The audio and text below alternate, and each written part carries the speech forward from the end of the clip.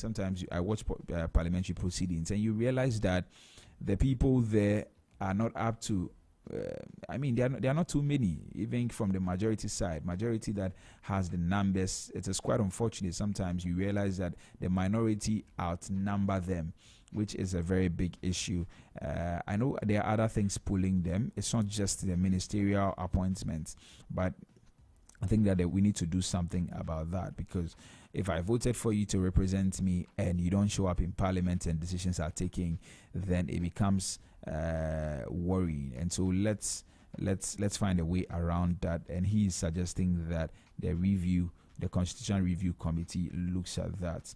And I have seen that the Constitutional Review Committee says that they are open. You can visit their website and make input in some of the things that they are doing. And so it is very, very important. If you have suggestions as to how things should be done, you can go ahead and send your messages or your letters to them on their website.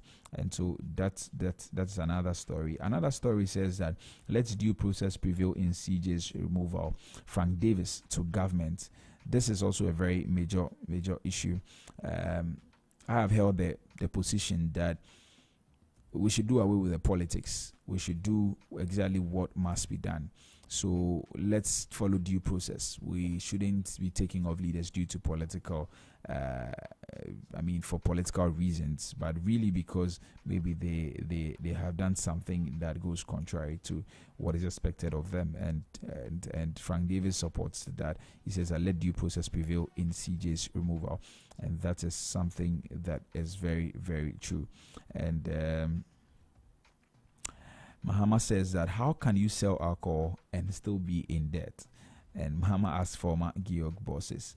He says that President Mahama has expressed disbelief over the financial struggles of Georg Distilleries Company Limited, questioning how an alcohol producing firm could incur significant losses despite local demand. And he addressed workers at the May Day parade at Independence Square on Accra on Thursday, May 1. Mahama referenced recent reports indicating that Georg Distilleries recorded financial losses in both 2022 and 2023. And he said that the situation was especially concerning given the high and consistent demand for alcoholic beverages. This is what President Mahama said. He says that how can you sell alcohol and be in debt? When I was president, Georg was making a profit, because Ghanaians, when we are happy, we drink alcohol. When we are sad, we drink alcohol. So how can an alcohol manufacturing company make losses? And this is very serious. I watched some of the reactions on that on social media, and people are saying that we need to be able to fire people who are in government or who are holding some, leading certain agencies in government, and they are not doing well. But oftentimes we never see that. We sometimes see some reshuffling here and there, but for the most part, we never see anything being done about it. Because if the person has recorded, if you've employed somebody and the person records losses in their first year, then it means that you are losing money. Yeah, but it seems government is very calm, government is very cool, and so we never deal with certain people like that. This is not directly related to the Georg story. I am just speaking as a concerned Ghanaian that there is a need for us to be able to hire and fire when the need be, because there are certain people that are working in certain organizations that have not been up to task, and there is a need for us to deal with them accordingly. Now, Tor is where it is today.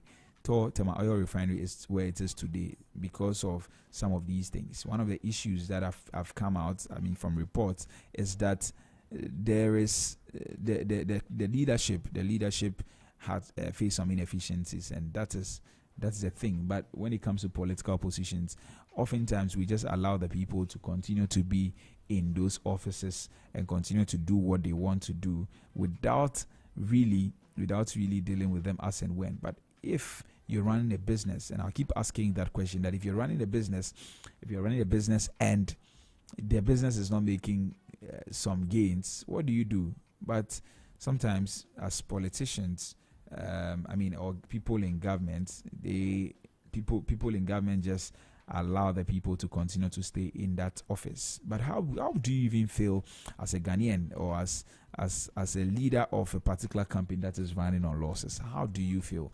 You have to really be up to task, and I think that is why President Mahama was expressing his disbelief in the issue at hand. Maybe the last story before I go.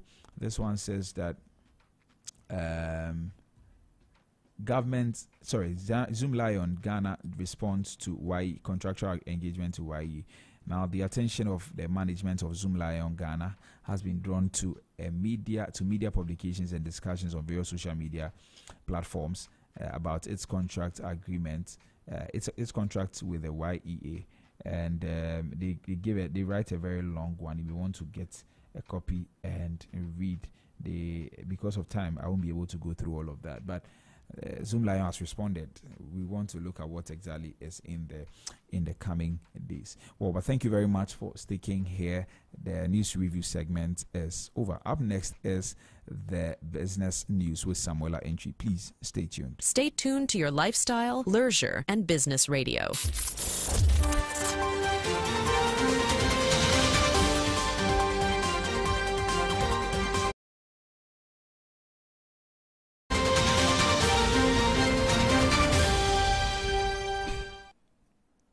Hello and welcome to the business news segment on Business Breakfast on Zed. Coming up shortly in the headlines.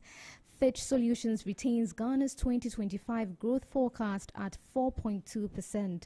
Also, EcoBank urges Ghanaians to secure financial futures through strategic investment and pension planning. Gold Board extends deadline for gold dealers to reapply for licenses. I am Samuela Entry. Let's settle for the details. Fitch Solutions has maintained its projection for Ghana's economic growth at 4.2% for the year 2025. This is slightly higher than the International Monetary Fund's forecast of 4% and the World Bank's estimate of 3.9%. The UK-based research firm attributes the positive outlook to high gold prices, which are expected to boost government revenue, support foreign exchange earnings, and help stabilize the city, even as the global economy faces pressure from rising tariffs. Fitch also notes that Ghana is less exposed to U.S. trade restrictions since key exports like gold and crude oil remain unaffected.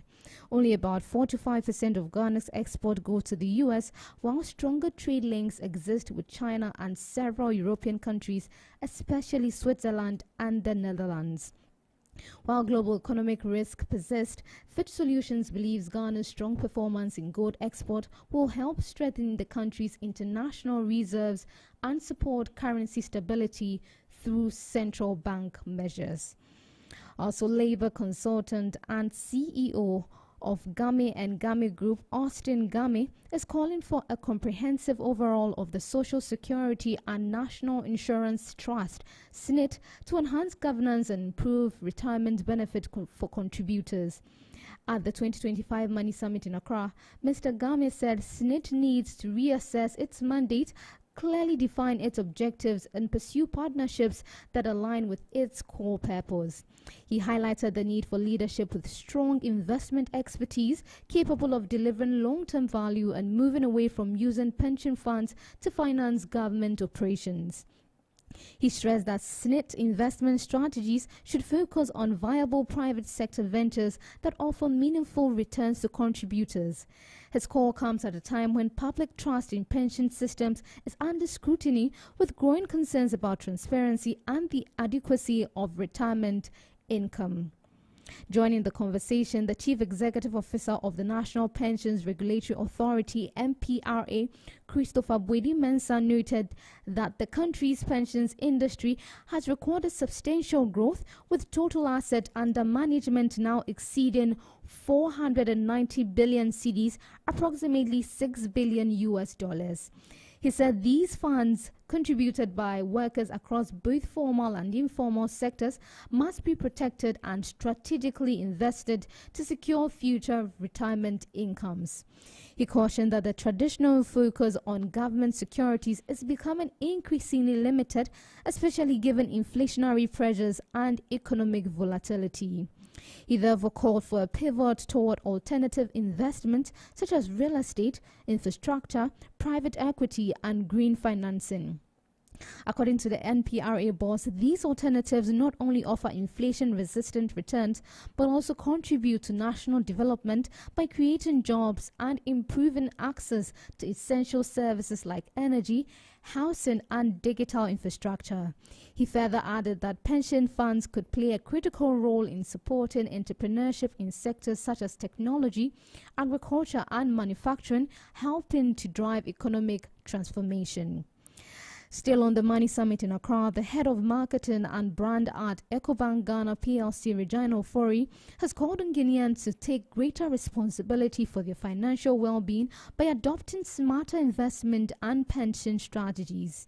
Speaking at the 2025 edition of the Money Summit organized by the Business and Financial Times in partnership with Ecobank Ghana, she emphasized the vital role that sound financial planning plays in building long-term wealth and supporting sustainable economic growth. She highlighted the need for innovation, collaboration, and shared insight as key tools for navigating today's dynamic financial environment. According to her, enabling individuals, businesses, and institutions to make informed financial decisions is central to fostering prosperity. Ms. Ofori also stressed the importance of education and knowledge sharing in improving financial literacy and resilience.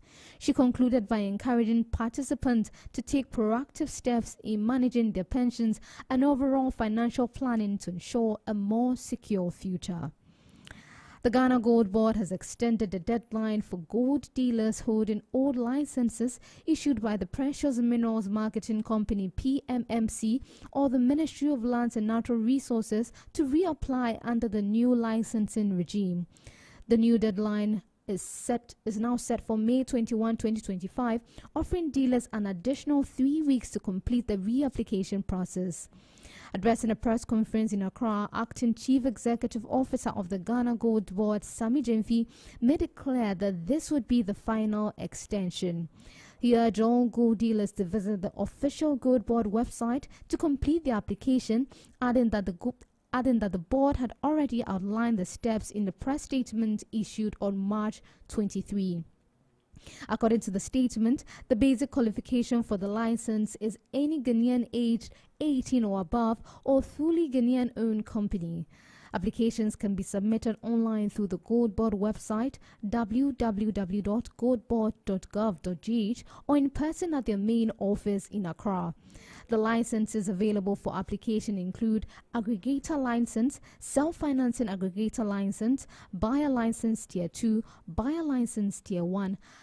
Additional licenses such as those for refining, smelting, storage, transportation, and importation will be open for application starting July 2025.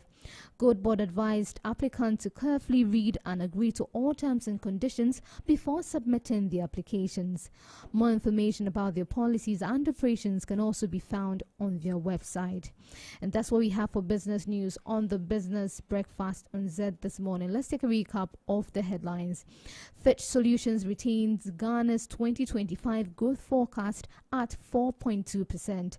Also, Ecobank urges Ghanaians to secure financial futures through strategic investment and pension planning. Also, Gold Board extends deadline for gold dealers to reapply for licenses. You can get more business news on www.zmultimedia.com. You can also follow us on all our social media platforms, ZFMGH on Instagram, Facebook and X, Z Multimedia on TikTok and YouTube. I am Samuela Entry. Up next, Sports Flash with Lukeman Evergreen Moment. Stay tuned. It's your lifestyle, leisure, and business radio. The stage is set for something special. It is time to go racing. We are descended from Got that show! Oh wow! Oh wow! LeBron James with no regard for human life. You couldn't write a script like this. Here's Metzer. This is positive. Williams. Kudos! The Korean joy did not last for long. Oh my gosh, kudos. Set back for Partey. Oh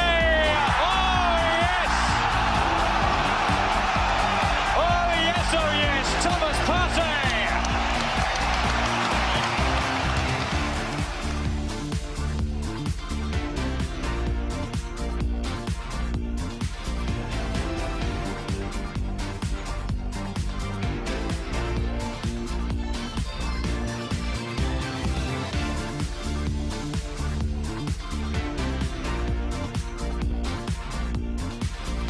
Hello, good morning. It's time for Sports Flash on Business Breakfast on Zed. My name is Lukman Evergreen Mobe. Now, Ghana's own version of the El Clasico will take center stage in Accra on Sunday.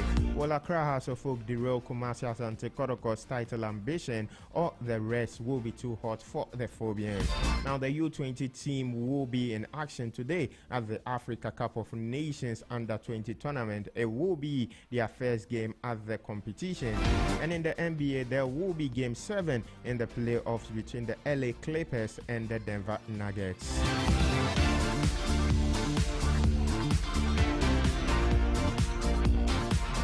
We begin with Ghana Premier League news, and the head coach of Kumasi Asante Kotoko, Abdul Karim Zito, has acknowledged that a tough challenge awaits his side this weekend when they face off with Accra House of Folk in the Ghana Premier League.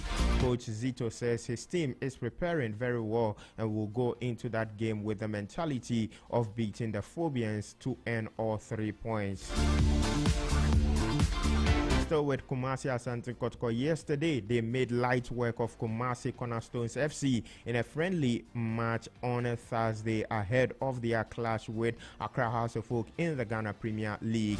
In the friendly, highly rated striker Kwame Opoku opened the scoring for the Porcupine Warriors, with Babayaya, Chi Jamana and Daniel Ajete all scoring for the Premier League Giants. Meanwhile, Accra House of Folk defender Kwesi Asma has charged his teammates to forget about recent bad results and focus on the upcoming game against Kumasi Asante Kotoko. The Phobians will be hosting the Porcupine Warriors on Sunday, May 4th at the Accra Sports Stadium in the biggest game of the weekend.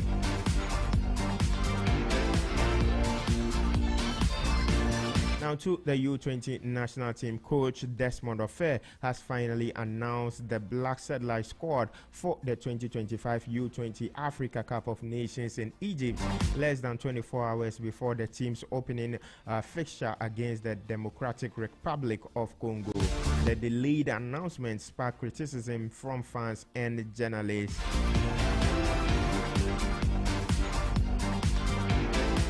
Well, so these are the players that have been invited by the Ghana U20 coach. Gideus Asieku is a goalkeeper from Dreams FC.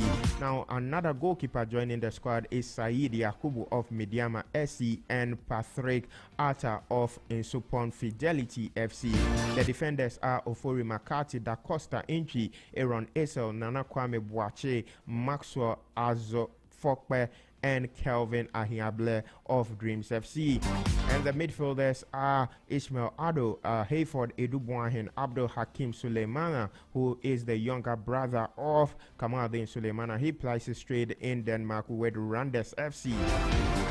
Joseph Edu, Michael Ahmed Mahama of Nice Ibrahim FC, Emmanuel Mensah, Andres Ajaben, Lord Efrifa, Abdulaziz Isa of Barcelona B, and Jerry Efriye have all also been invited into the squad. The other players in the team are Joseph Opoku Amankwa, George Te Nagaji, Aziz Mesbao, and Clinton Dodu.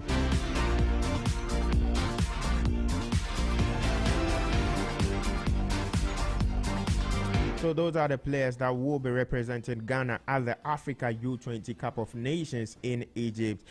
Today, they will be engaging Democratic Republic of Congo in their first match. Meanwhile, former Ghana U20 and World Cup champion Emmanuel Ajimanbedu has urged the current Under-20 team led by Desmond Ofe to approach the upcoming tournament with confidence, insisting every team is beatable. So going back to the soil that we won a prestigious cup like this, I'm very happy that the team will take a good step. They have a very great coach who is very young, well experienced, and he knows the job very well. And I'm very sure that he will revive the national Under-20 team. And on the soil that we have won the Under-20 World Cup, I know they will do well and make the nation proud as well. Well, we are all expecting the Ghana U20 team to make the country proud by winning the competition and also qualifying for the FIFA Under-20 World Cup.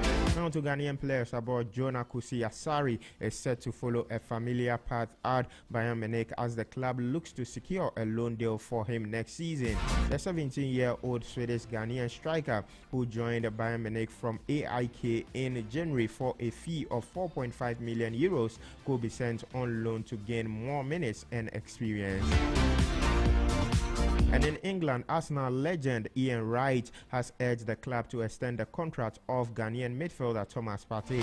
The Ghana International's initial 5-year deal comes to an end this summer and has been linked with several clubs in Europe and in the Saudi Pro League. Now to the Europa League games that were played last night, Manchester United took a huge step towards reaching the Europa League final as a stunning spell in the first half against third-man Atletico Bilbao ensured they take a big advantage into the semi-final second leg at Old Trafford. Casemiro opened the scoring early in the match before a double from captain Bruno Fernandes. Now here is Fernandes speaking after the game. No, you can never predict a scoreline like that. Obviously, a very tough team. As you said, the atmosphere was unbelievable, crazy. You never thought. I knew that they were very passionate by the club and everything, but never thought it was like this. It was very good, but I love these atmospheres. I love to play in this kind of stadiums. It's very good. And obviously, as you said, the result for us is unbelievable. We could, in the first half, get that result, and then in the second half, control the game, which I think we should push a little bit more into that second half, be a little bit quick on the ball to go forward. But we control the game, and that is good. Well, so that was Man United captain Bruno Fernandes speaking after that 3-0 win over Atletico Bilbao. Yesterday, Ghana's own Inaki Williams also saw some action in that game, playing 87 minutes of that match. Now, Tottenham Hotspurs also took a big step towards the Europa League final with a deserved first leg 3-1 win over Norwegian club Bodo Glimt. Now, Brennan Johnson, James Maddison and Dominic Solanke were all on target for Spurs with a late strike from Ulrik Soltnes grabbing a late equalizer for the Norwegians. Now, here is striker Dominic Solanke after the game. Yeah, we're pleased with the performance. Obviously, it's nice to get a lead going away there. We know it's a tough place to go, so yeah, obviously it's nice to have that lead, but we know it's still going to be a difficult game. So yeah, we still know that the job's not done yet. Now, for sure, it's always nice to score, especially in these big games. It's that little bit more special. So yeah, obviously delighted to get a goal again tonight. So that was Tottenham Hotspur striker Dominic Solanke speaking after their win over Bodo Glimt.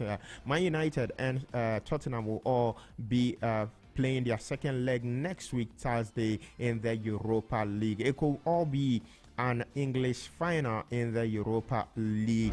But then in the Conference League, Chelsea have a foot in the Europa Conference League final after coming away from Stockholm with a comfortable 4-1 win against Djurgården in the first leg of their semi-final. Elsewhere on loan, Manchester United winger Anthony scored an emphatic volley to hand Real Betis a narrow 2-1 win over Fiorentina in their Europa Conference League semi-final first leg in Spain. There was one game in the Premier League last night. Brentford dealt a blow to Nottingham Forest's hopes of securing Champions League football with an impressive win at the City Ground. Kevin Shade and Johan Wissa gave the Bees an impressive win at the City Grounds. And here is Brentford manager Thomas Frank excited with the win. I think it's very good to come here and win against a very good team that are in the position they are in and have done well the whole season, especially when I think we only did on a 7 out of 10 performance, if I'm honest. I think defensively very strong. We give very little away. We are very robust, very clever in many phases of the game, and I think it was a threat going forward. I do think we throw the ball away too much, especially the second half. I think we lacked a little bit of coolness in spells, but you have to go here, get in my opinion, well-deserved win. Well, that was Thomas Frank of Brentford speaking after that 2-0 win over Nottingham Forest in the English Premier League last night. Now, transgender women will no longer be able to play in women's football in England from June 1st. The Football Association announced on Thursday. It amended its rules on 11th April, applying stricter eligibility criteria for transgender women to continue playing in women's football at all levels. And in tennis, Coco Gauff produced a stunning display to thrash four-time French Open champion Iga Swiatek 6-1, 6-1 and reached the final of the Madrid Open. American Gauff will play number 1 seed Arina Sabalenka in the final of the Madrid Open. And finally, two results from the NBA games that were played last night. The New York Knicks have advanced to the semifinal of the Eastern Conference after beating the Detroit Pistons 116 to 113. Jalen Brunson scored 40 points in that game. And the LA Clippers have pegged their game with the Denver Nuggets after beating them 111 to 105 to force the game into Game 7. Tonight, the Golden State Warriors will be facing the Houston Rockets for a place in the semifinal of the Western Conference. That will be all for sports this morning. My name is Lukman Evergreen Moment. Business Breakfast on Zed continues with Trebi Hammond.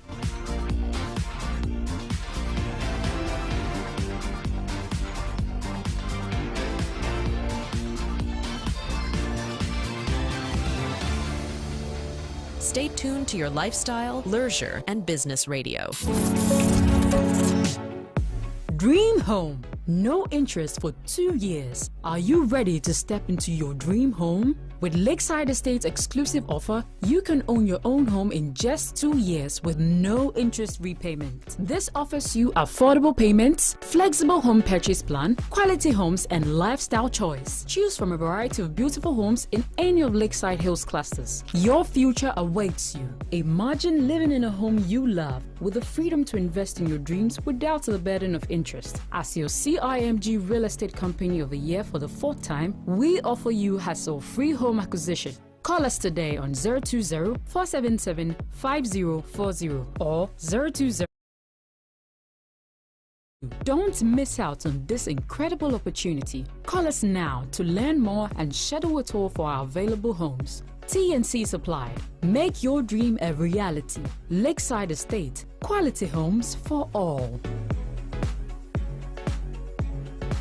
Esteemed CEOs, join us for the highly anticipated 9th Ghana CEO Summit and Expo on 26th May 2025 at Kempinski Hotel, Gold Coast, Accra from 9 a.m. to 5 p.m. This biggest business leadership conference offers actionable insight and strategic opportunities for topmost CEOs and policymakers. This year's theme, leading Ghana's economic reset, transforming business and governance for a sustainable futuristic economy. We'll focus on transformational leadership to reset Ghana's economy through sustainability, digital innovation, and governance reforms. Be inspired by the special guest of honor, His Excellency President John Dramani Mahama. Key sessions include CEO presentations, master classes, keynote plenaries, the CEO Excellence Awards, and more. Register today at GhanaCEOSummit.com to secure your spot. For inquiries and sponsorship, contact 0546-391-970 or email info@GhanaCEOSummit.com. Powered by Ghana CEO Network in partnership with Deloitte, PwC, GIPC, SIGA, Media General, and Multimedia Group. Ghana CEO Summit. Be inspired. Stay tuned to your lifestyle, leisure, and business radio.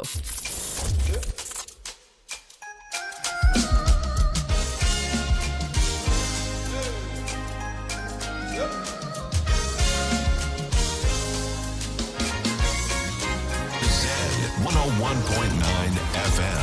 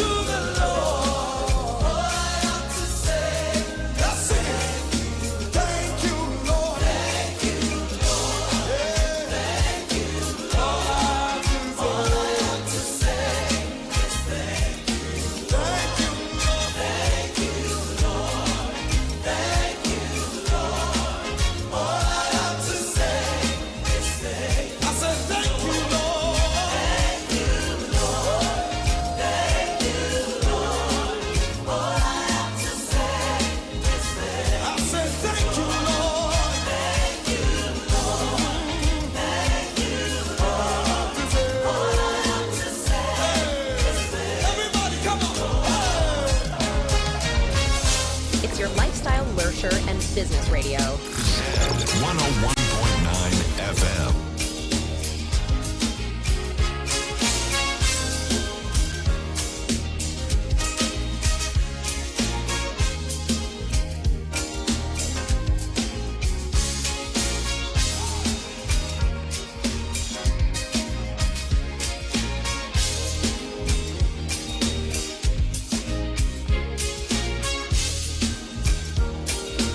Stay tuned to your lifestyle, leisure, and business radio. Zed 101.9 FM. It's your lifestyle, leisure, and business radio. All right. Nase by Pastor Edwin Darsen. 31 after 7. This is the Business Breakfast on Zed 101.9 FM. Just gone by business news by Samuela Inchi and also Lukman Evergreen Moment with Sports Flash. Right about now we get into business brief. And you sure want to hear what I have to share on content creation, please stay tuned.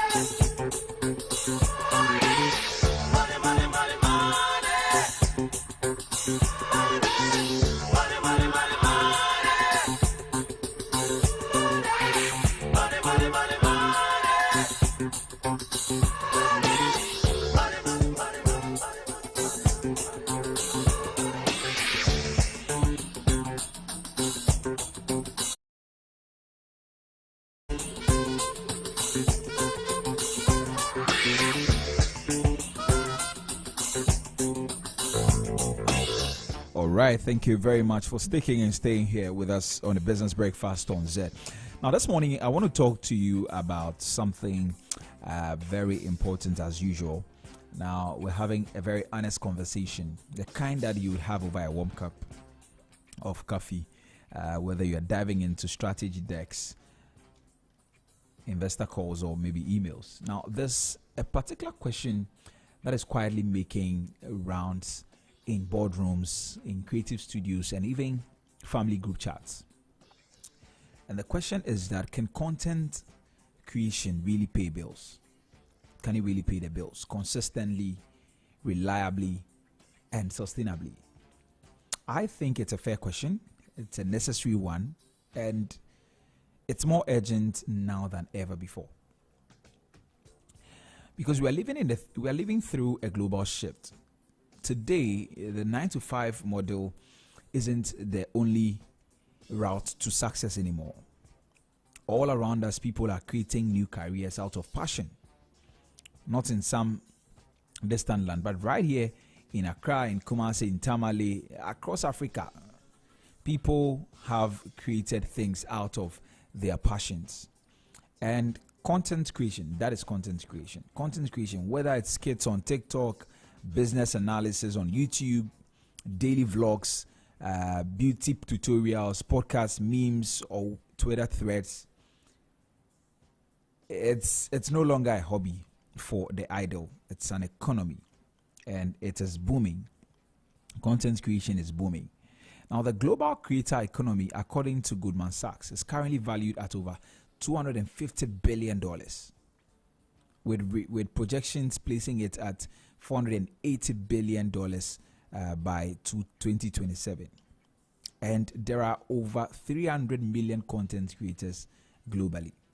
Over 300 million content creators globally. And about 2 million of them earn enough to treat it as a full-time job. Yes. Over 2 million of them, they earn enough to treat it as a full-time job. But let's bring this closer to home. In Ghana, names like Wudemaya, Sweet Ajele, Kwejo Sheldon, and Dama Governor, they've transitioned from content creators to digital brand. I mean, that's not counting sponsorship deals or brand endorsement.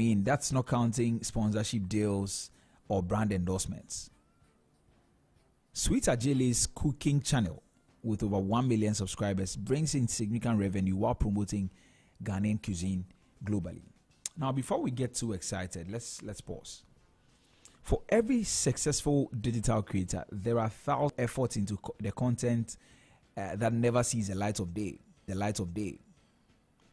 Now, algorithm changes, there are shadow bans, burnout, low engagement, poor monetization infrastructure, and a whole lot. The road is actually rough. And in Africa, it's even more complex.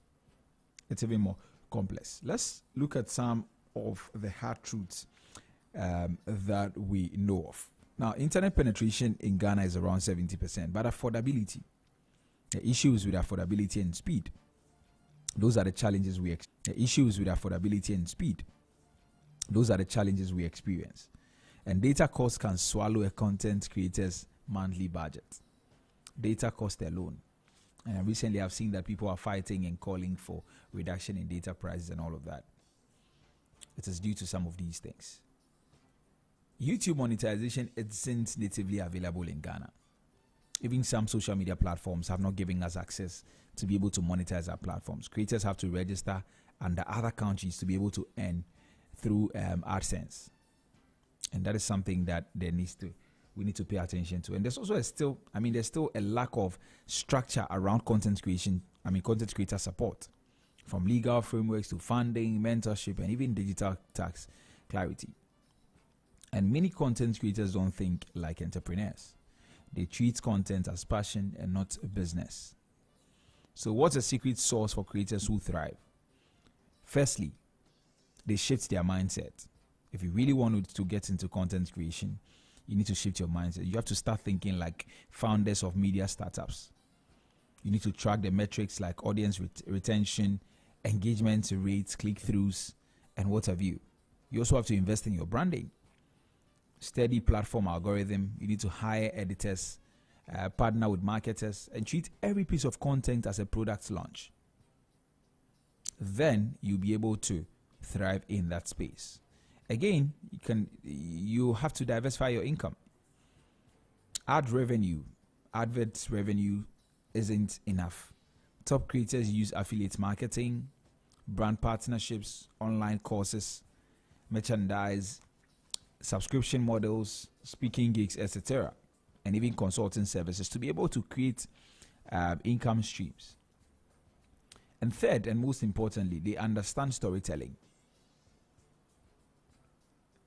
Today, we live in an age of noise. Authenticity is a currency in such a time. People don't just follow content, they follow connection, whether it's a business breakdown on Twitter, a motivational vlog on YouTube. Content that resonates with the people is actually what builds loyalty, and loyalty opens doors. So where does businesses and investment fit in? Maybe you're listening to me. This is where it gets exciting, because we are on the edge of a new economic opportunity. Influencer marketing is projected to hit $22.2 billion in global ad spend by 2025. So this year, it is projected that $22.2 billion is going to be spent on ads. Now, in Africa, a growing digital youth population and a deep hunger for authentic local content creates the platform or the perfect storm for digital growth. And so there's opportunity for you as an investor to back content studios, influencer marketing platforms, or even creator-focused fintech products. And for corporate brands, if you're listening to me, a corporate person, or maybe you run a corporate brand, this is the time to partner with niche creators to localize campaign and humanize their brands. And also for policy advocates, this is time to shape legal frameworks around digital work and monetization. Now, if you're a young professional who is listening to me, this is a time for you to position yourself as a thought leader in your industry through strategic content. And if you're a tech enthusiast, you may want to start developing tools that solve problems unique to African creators. Issues with payments, distribution, copyright, and collaboration. So that is all for Business Brief this morning. We're going to get into deeper conversations this morning when we get into a roundtable discussion at about 8:35 this morning, and we talk about content creation, whether it can pay bills. I'll be joined by two individuals who are in the space, and they're going to share a lot of things with that. So whether you're a business leader thinking about your next marketing move, you're an investor eyeing some digital trends, or a professional looking to build a personal brand, or maybe a tech enthusiast who is curious about how content creation is reshaping economies, this conversation is for you. So you don't want to miss it at all. So please stick and stay. When we get into our roundtable discussion, we get into more details. But thank you very much for listening to me. Up next is Transport Today with Solomon Tetenati. Please stay tuned. This is the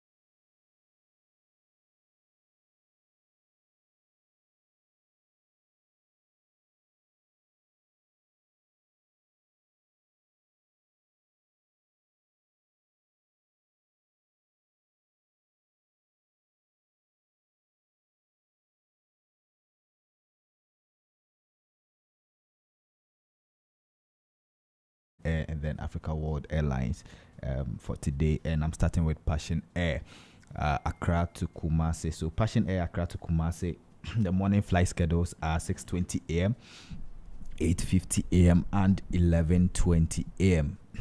6:20 a.m., 8:50 a.m. and 11:20 a.m. And then the afternoon schedules are 1:50 p.m.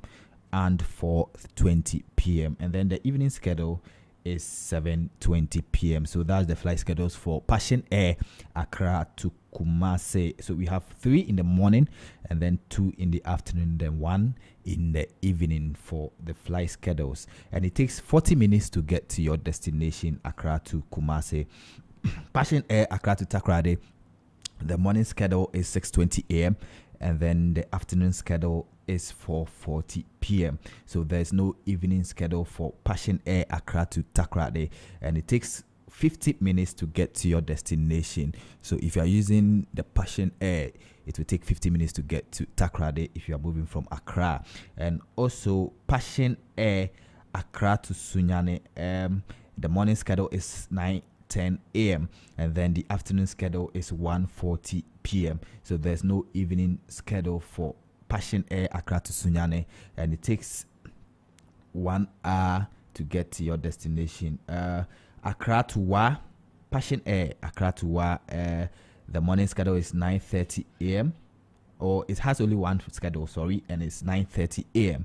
And so Accra to Wa, that's the flight schedules for you. And also Accra to Tamale, Passion Air, Accra to Tamale, Passion Air. The morning schedule is 6 a.m.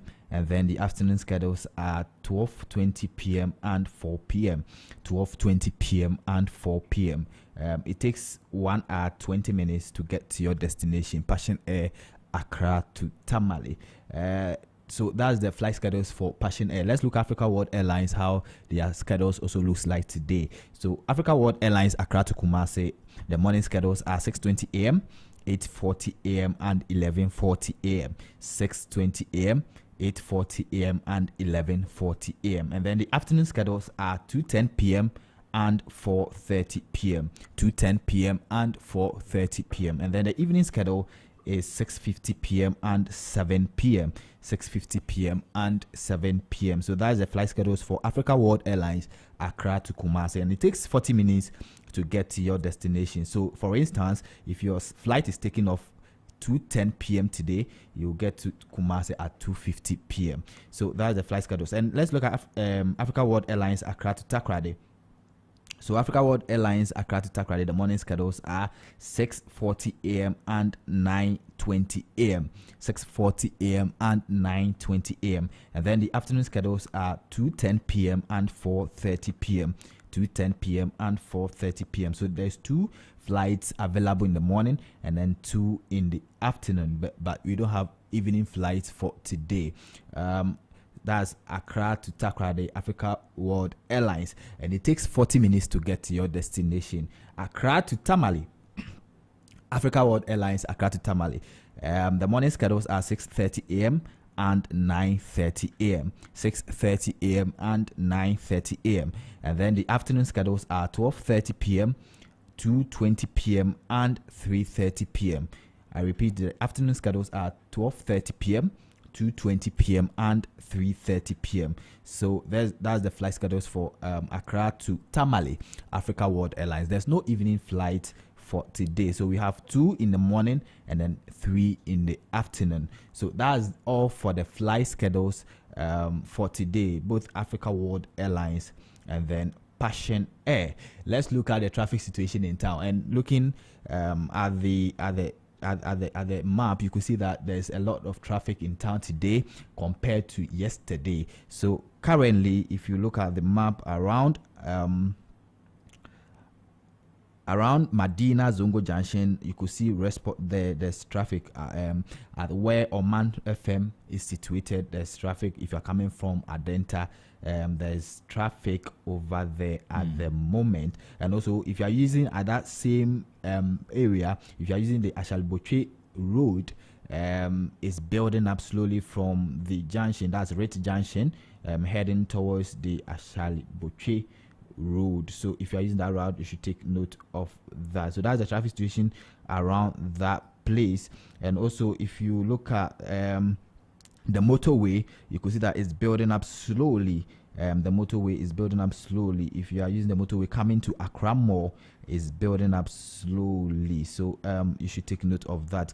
If you are getting to Accra Mall right from the Action Chapel, you could see that the traffic is building up slowly over there. So you should take note of that. So that's the traffic situation over there at the moment. And also heading towards the Accra Marriott, you can see that there's traffic at the Airport Road or the Dr. Amilcar Cabral Road. That's getting close to the Accra Marriott Hotel. So if you are using that route too, you should take note of that. There's traffic around that place, so you should take note of that. And also 37, if you're heading towards Bema Camp, the Gifford Road, there is traffic right from 37 Military Hospital, that roundabout heading towards Bema Camp. So if you're using that route, you should take note of that. So that's the traffic situation over there as we speak.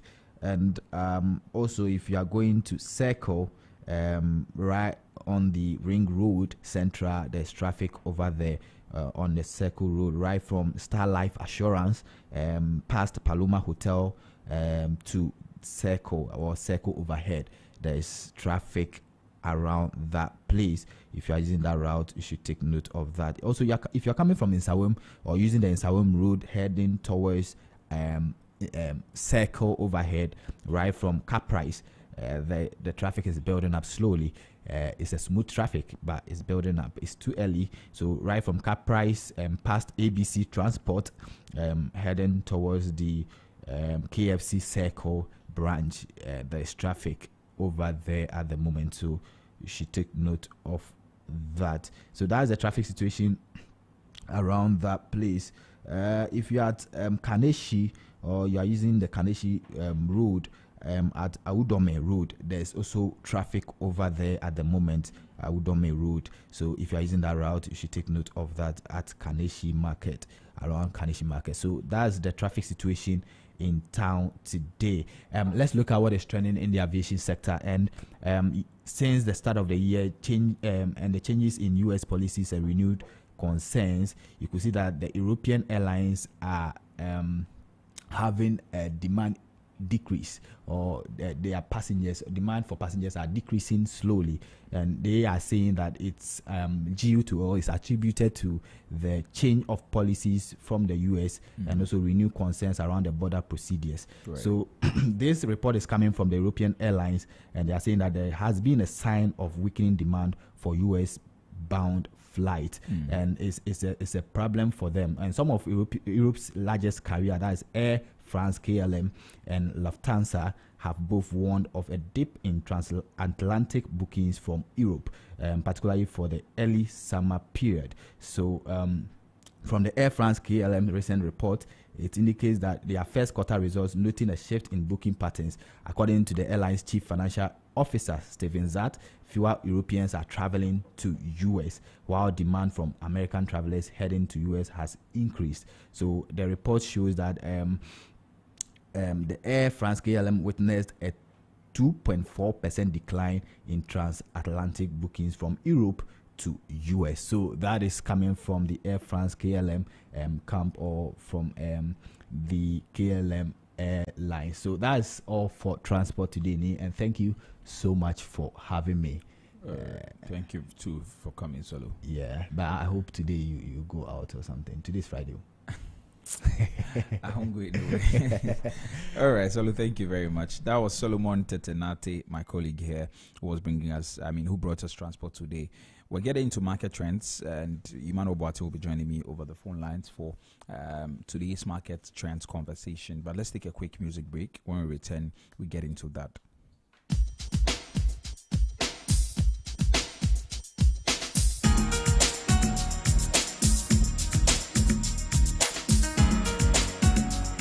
It's your lifestyle, leisure, and business radio. This is Business Breakfast on Zed 101.9 FM.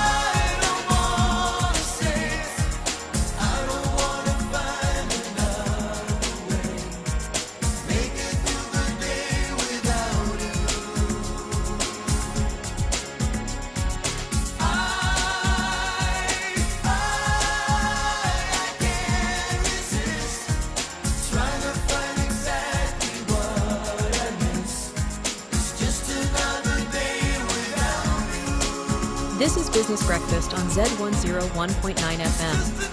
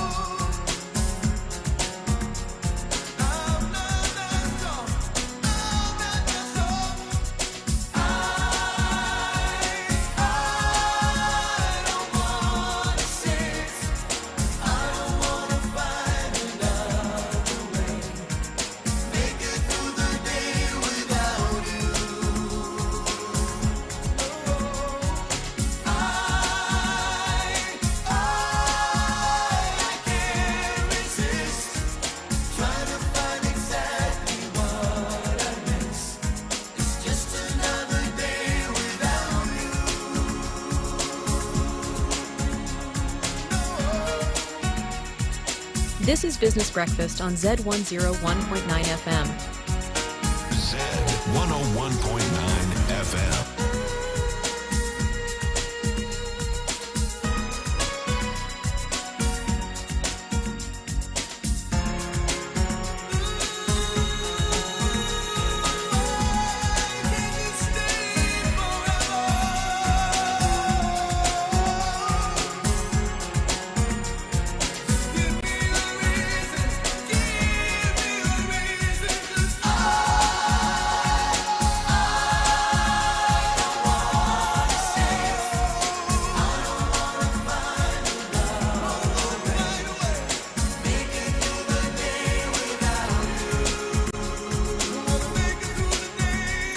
It's your lifestyle, lurcher, and business radio.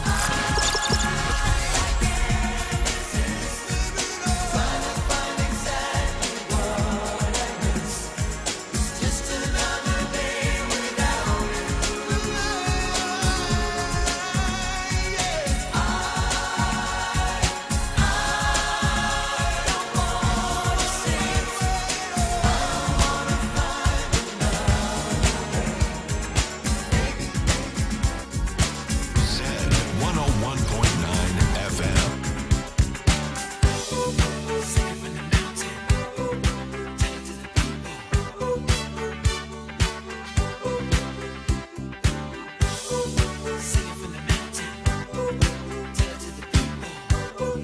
It's your lifestyle, lurcher, and business radio.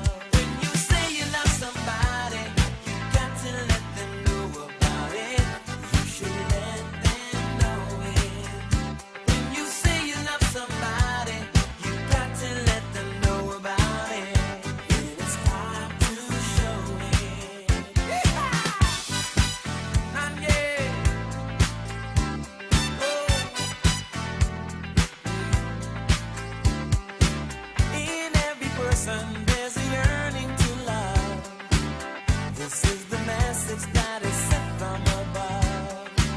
In every heart, there's a love so true. That's why I'm saying that I love you. When you say you love somebody, you got to let them know about it. You should let them know it. When you say you love somebody, you got to let them know about it. And it's time to show it. You know that I love you. You say you love me too, so why don't you let me know? Let's open our hearts and let the feeling show. Safe in the mountain, tell it to the people.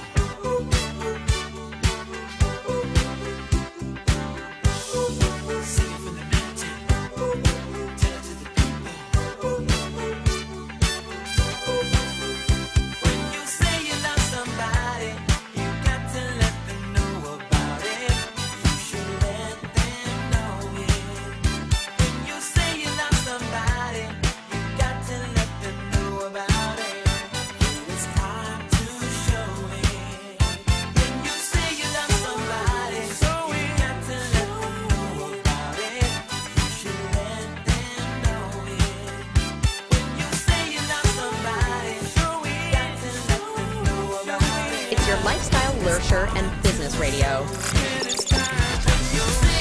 101.9 FM.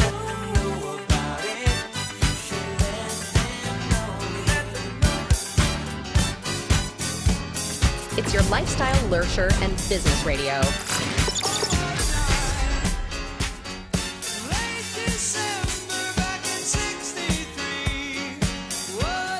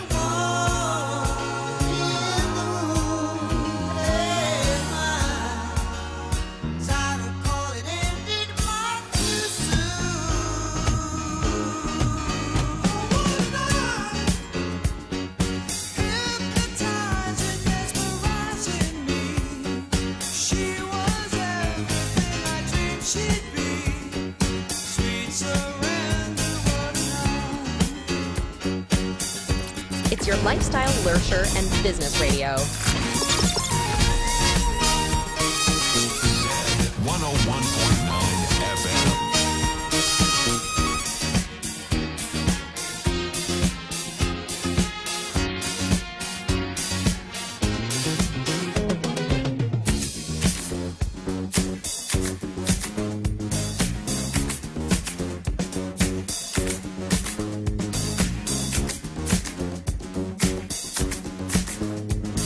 All right. Oh, what a night.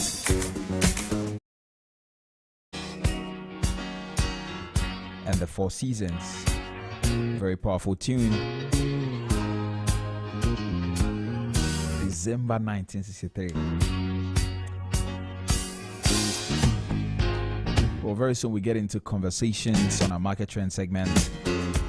But just before that, if you're looking forward to owning your own house in just 2 years with no interest repayment, then of course Lakeside Estates has got an exclusive offer for you.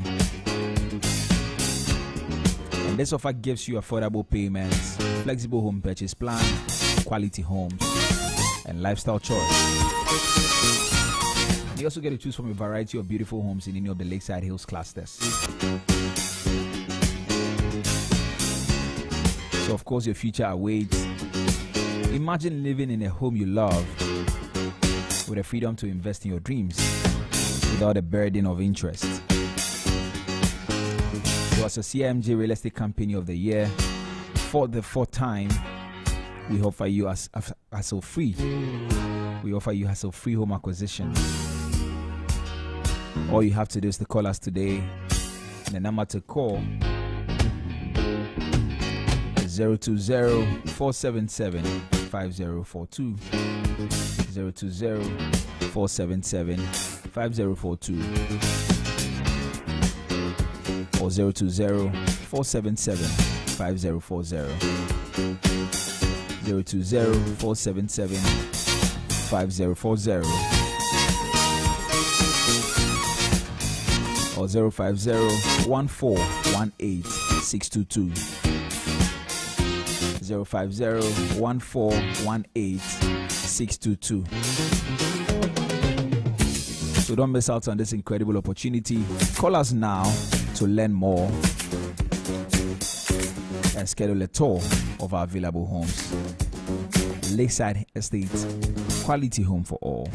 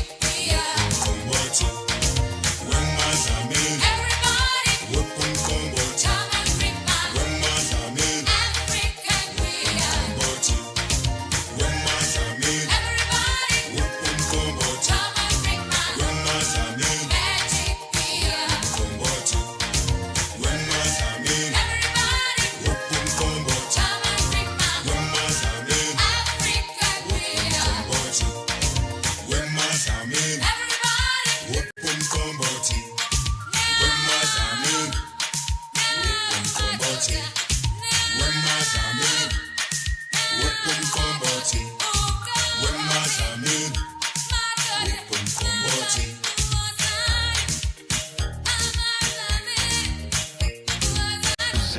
101.9 FM.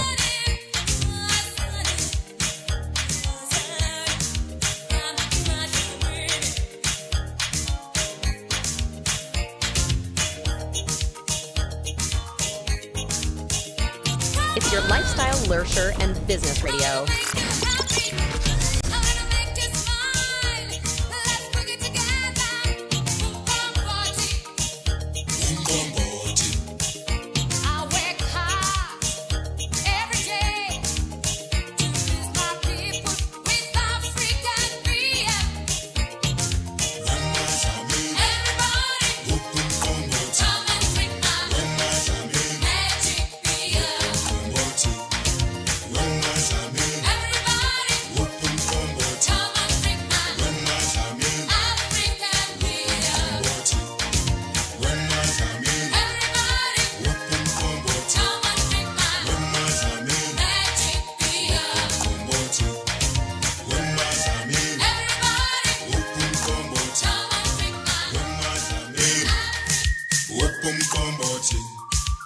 Stay tuned to your lifestyle, leisure, and business radio. Zed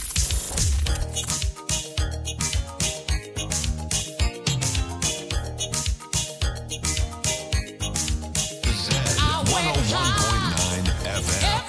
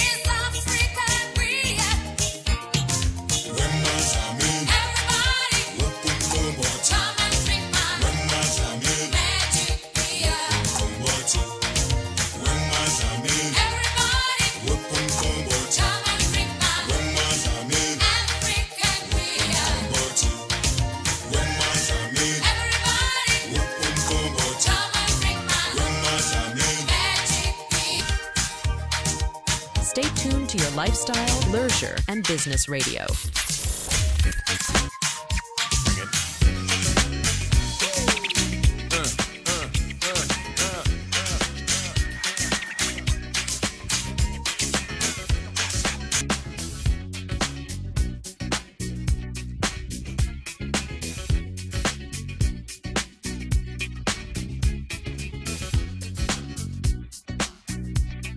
That's Breakfast on Zed.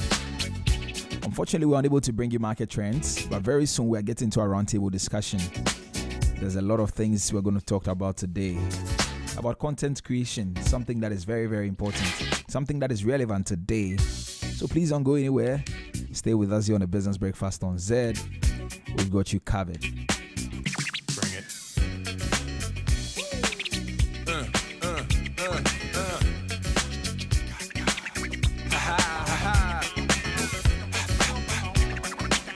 What? What? They was dancing the jig here with this handsome kid. Sick a cigar right from Cuba Cuba. I just bite it. It's for the look, I don't light it. Ill way to ammo on the hand, stay on play. Give it up, jiggy, make it feel like foreplay. Yo, my cardio is infinite. Ha ha, all in it. Getting jiggy with it. Getting jiggy with it. Getting jiggy with it. Getting jiggy with it. What? You on the ball with your kid? Watch your step, you might fall trying to do what I did. Mama, I'ma come close side in the middle of the club with the rubber dub. No love for the haters.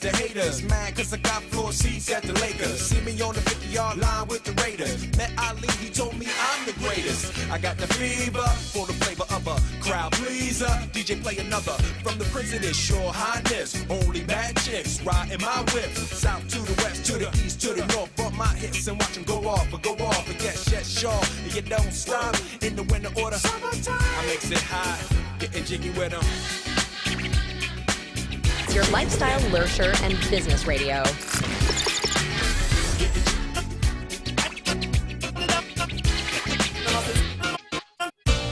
Well, I say the massive when them come in. I know the theory is back on the downtown scene. I know the massive come here, but let's have some steam. Mister.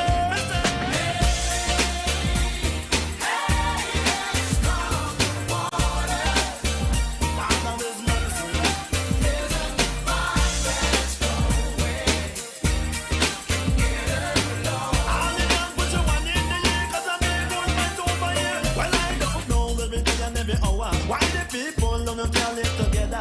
Every day we see you a fight one another. Why you can't just say we are birds of a feather? Night and day them a fight over power. When you get the power man they turn them sour. Turn them sour then you went up in a gutter. Them kind of life I man now follow. So me say come get around. I me say come get around. Say come get around. I me say come get around and follow my sound. Me say come get around. I me say come get around. Around and follow my sound.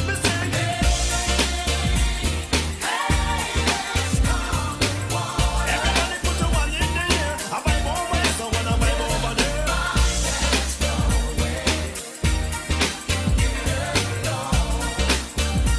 Now you this. Now we say make things better. Stop one bitter, cause I'm in the end room. Why them suffer? Make love shower. Every little lower. It's because you know something in the area. Me have like burn like fire. Tell all the gang me and the girl around.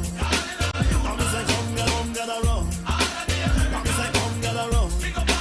I'm say come. I'm say come get around. I'm say come get around and follow my sound. 101.9 FM.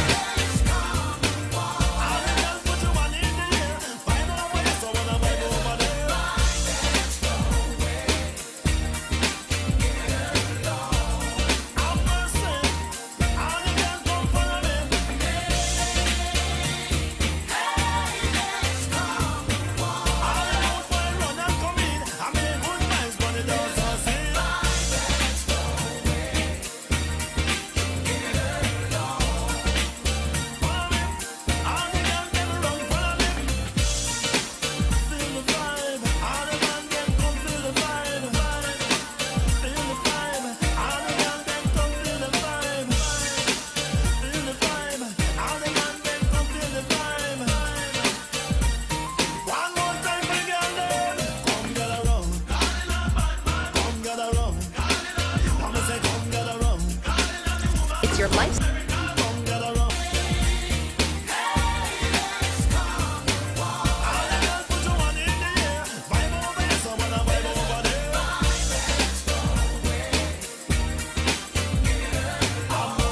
Stay tuned to your lifestyle, leisure, and business radio.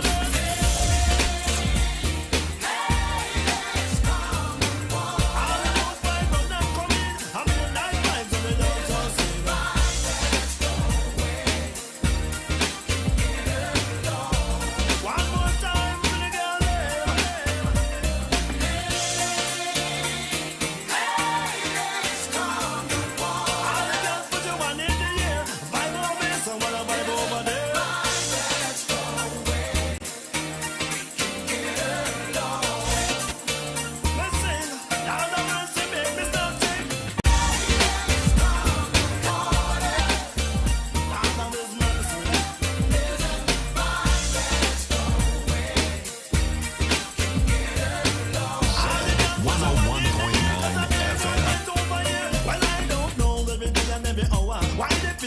so you can't live together. Every day me see you, you a fight one another. Why you can't see say we are birds of a feather? Night and day, them a fight over power. When you get the power, man, you turn them sour. Turn them sour, then you went up in a gutter. Them kind of life I man now follow, so me say come get around. I me say come get around. I me say come get around. I me say come get around and follow my sound. Me say come get around. I me say come get around. I me say come get around. I me say come get around and follow my sound. Me say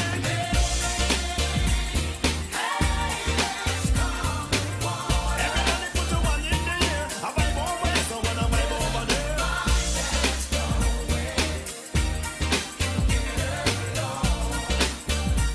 Now you this. Now me say make things better. Stop one bitter, 'cause I'm inna the end room. Why them suffer? Make love shower. Every little lower. It's because you know some me in the area. Me hot like pepper, burn like fire. Tell all the girls me and the girls them love her, love them figure. Sweet like sugar. Yes, me have the flavor, so me say come get around. Now me say come get around. Now me say come get around. Now me say come get around and follow my sound. Me say come get around. Now me say come get around. Now me say come get around. Now me say come get around and follow my sound. Me say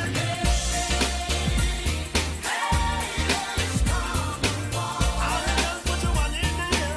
Vibe over here, so when I vibe over there.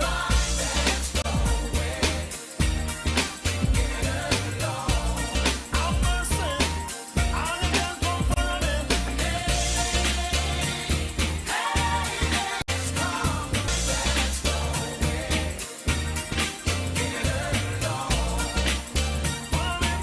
All the girls them run follow me. Feel the vibe. All the man them come feel the vibe. Feel the vibe. All the girls them come feel the vibe. Feel the vibe. All the man them come feel the vibe. One more time, get around. Come get around and follow my sound. Me say come get around. Me say come get around. Come get around. Me say come get around and follow my sound. Me say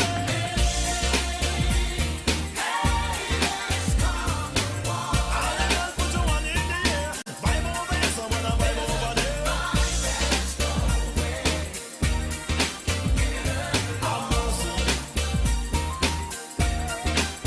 Come on, then.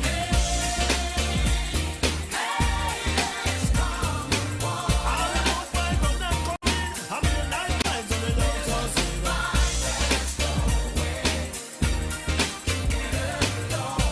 One more time for the girl there.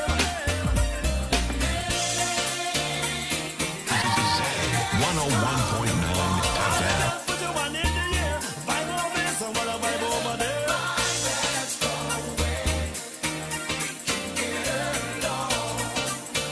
Let's sing. Now the mercy make me stop sing.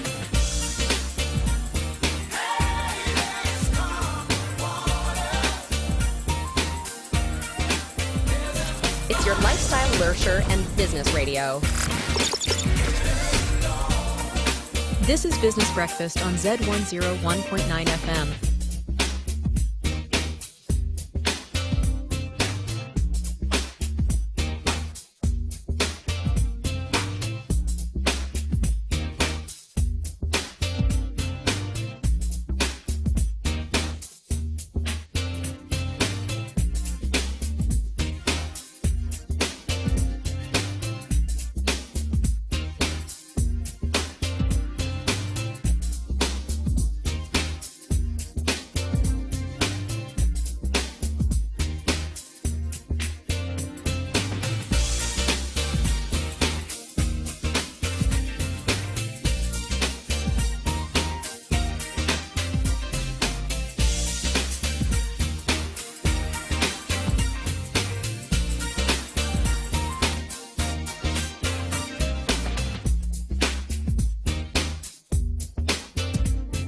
Right.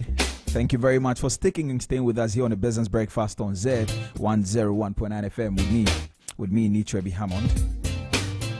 Right about now, we get into our roundtable discussion. Very, very important conversation. 26 at the top of the hour. and my guest is seated, ready to have a conversation with me. Guess what? Today we are discussing something very, very important, something that focuses on something many young people in Ghana are exploring. Content creation, really. A lot of young people today say they are content creators. We see a lot of them on social media. Some of them, you can see that this one. But anyway, so we're asking, is it a lifestyle? Can it be a livelihood? We're asking, can content creation really pay the bills? And with us are two amazing guests who are joining me for this very conversation. I have in studio with me Juanita Megashi. She's a digital marketer with Ravis Creations, and also Desi Oceans, who is a content creator. They're going to walk us through their journey and tell us how they are able to do all the things that they do, and whether really content creation can pay. Maybe this will be a conversation for you a conversation that will spark your interest in content creation or not. I don't know, but after they've told us, we get into that. But let me first ask you, Juanita, you're welcome to the Business Breakfast on Zed. Thank you. Yeah, I hope you're doing well. Yes, I'm doing very well too, by God's grace. Yeah, I'm doing well. How are you too? I'm good. Thank you for asking. Tell me, Desi, let me go to Desi and then I come to you. Okay? Sure. So Desi, tell me, how did you get started in content creation?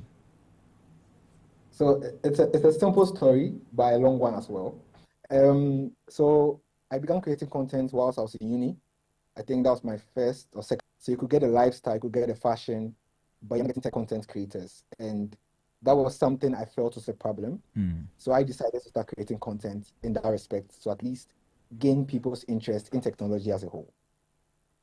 I see. And at what point do you think that I can do this? Yeah, so obviously the first year wasn't something I felt like it was viable. But as time went on and as I progressed in how I address issues, I felt this is something I can actually do long term.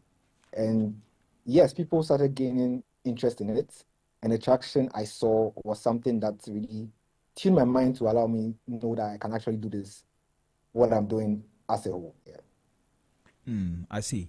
All right, let me bring Juanita into the conversation. Juanita, how did you also get into digital marketing? Well, it's quite similar to Desi's story, quite long, but very short.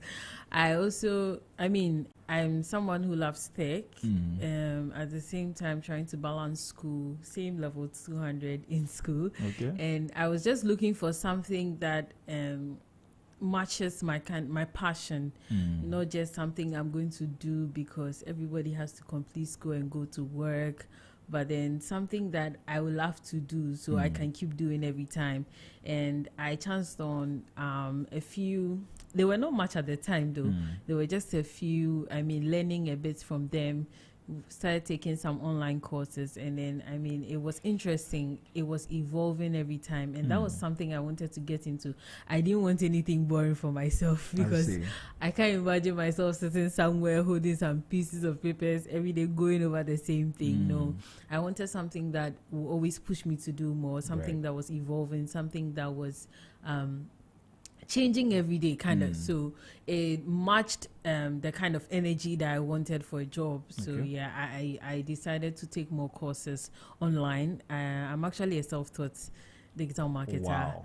But then I'm going to school, a lot of education to support, but that was how I started. I just took online courses, tried to participate in some webinars, some seminars here and there, and that's how I started. Yeah. So what does it take to start out in digital marketing? Maybe there's somebody listening to us. They've heard digital marketing for a long time. They want to start. You said you started by teaching yourself. Tell us about it a bit more. Okay, so I'd say it just for the beginning, you need to know what you want to do, and you need to know that I'm ready for this, because it's not easy. That's the honest truth about it. It's not easy. It's not easy as it looks like. It's not easy as it sounds like. Like I said, it's always evolving. You have to keep learning. You have to keep you are always on the show, like you're always on the ground, because you have to know what is going on. And with a digital marketer, you're usually not working with, unless you're not freelance, you're usually not working with one brand. You're working with a variety, different industries, different things are going on every day. So you have to be there always. You have to be knowing what is happening, getting to know the new tools, the new things that are coming up, if it's the algorithm that is changing, if it's this platform that is doing better, so it's not something that is easy. So you must be ready for it. If you are not ready for it, don't try it. So don't come near at all. Don't come at all. I see. Very interesting. Now, Desi, tell us, when did you realize that? No, first of all, do you do that full time? What you do? Yes, I do full time, but I also do other things equally full time. How do you mean? So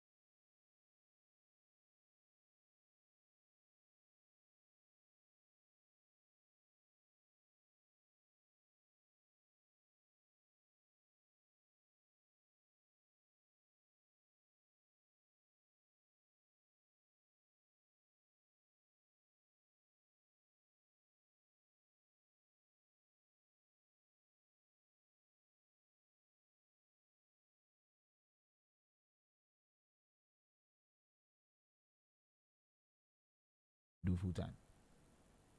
So since I began creating content whilst I was in uni, it really wasn't something I had envisioned to do full time. I was just doing it as a means to get people interested in tech. But I planned that after I was done with school, I would pursue any career in tech, whether it's administrative tech, whatever it is. But once I was done with school, that's when the real problem or the real life issues happened. Because yes, there are not so many jobs out there. You may go for interviews and you may not get called back. But also, due to what I was doing and due to the passion I had about it, I just felt like there is no point in me going to sit behind someone's desk building someone else's dream. So why not focus on what I'm doing? Why don't I put all the effort I have into doing what I'm doing and see how well it turns out in the end of the day? But within those 6 years, it wasn't really easy because, yes, your friends are working, they're in offices, they're getting monthly salary. And for the first 6 years, you're not earning something that's really sustainable. You may earn money 1 month, the next 6 months, you're earning zero. That was a problem. But I also say I had support in terms of my mom or my family helping me, right? Okay. It wasn't in a way that they made me feel I was unaccomplished or I had failed in life. They just encouraged me to keep on doing what I'm doing. And eventually, it has paid off. But how did you handle that? Because, our parents, they are traditional kind of people who want us to wear a suit and a tie. Everybody wants to call their child Kratchy, right? So they want you in a suit and tie. How did you explain to your family that you are a content creator? Did they even understand? What was it like? So I'm fortunate enough to have quite open-minded parents, right? What they believed was, I've taken you to school, you have done your degree, you have done what we want. Now you're old enough to make your own decisions, right? So as far as this is something you want to do, do.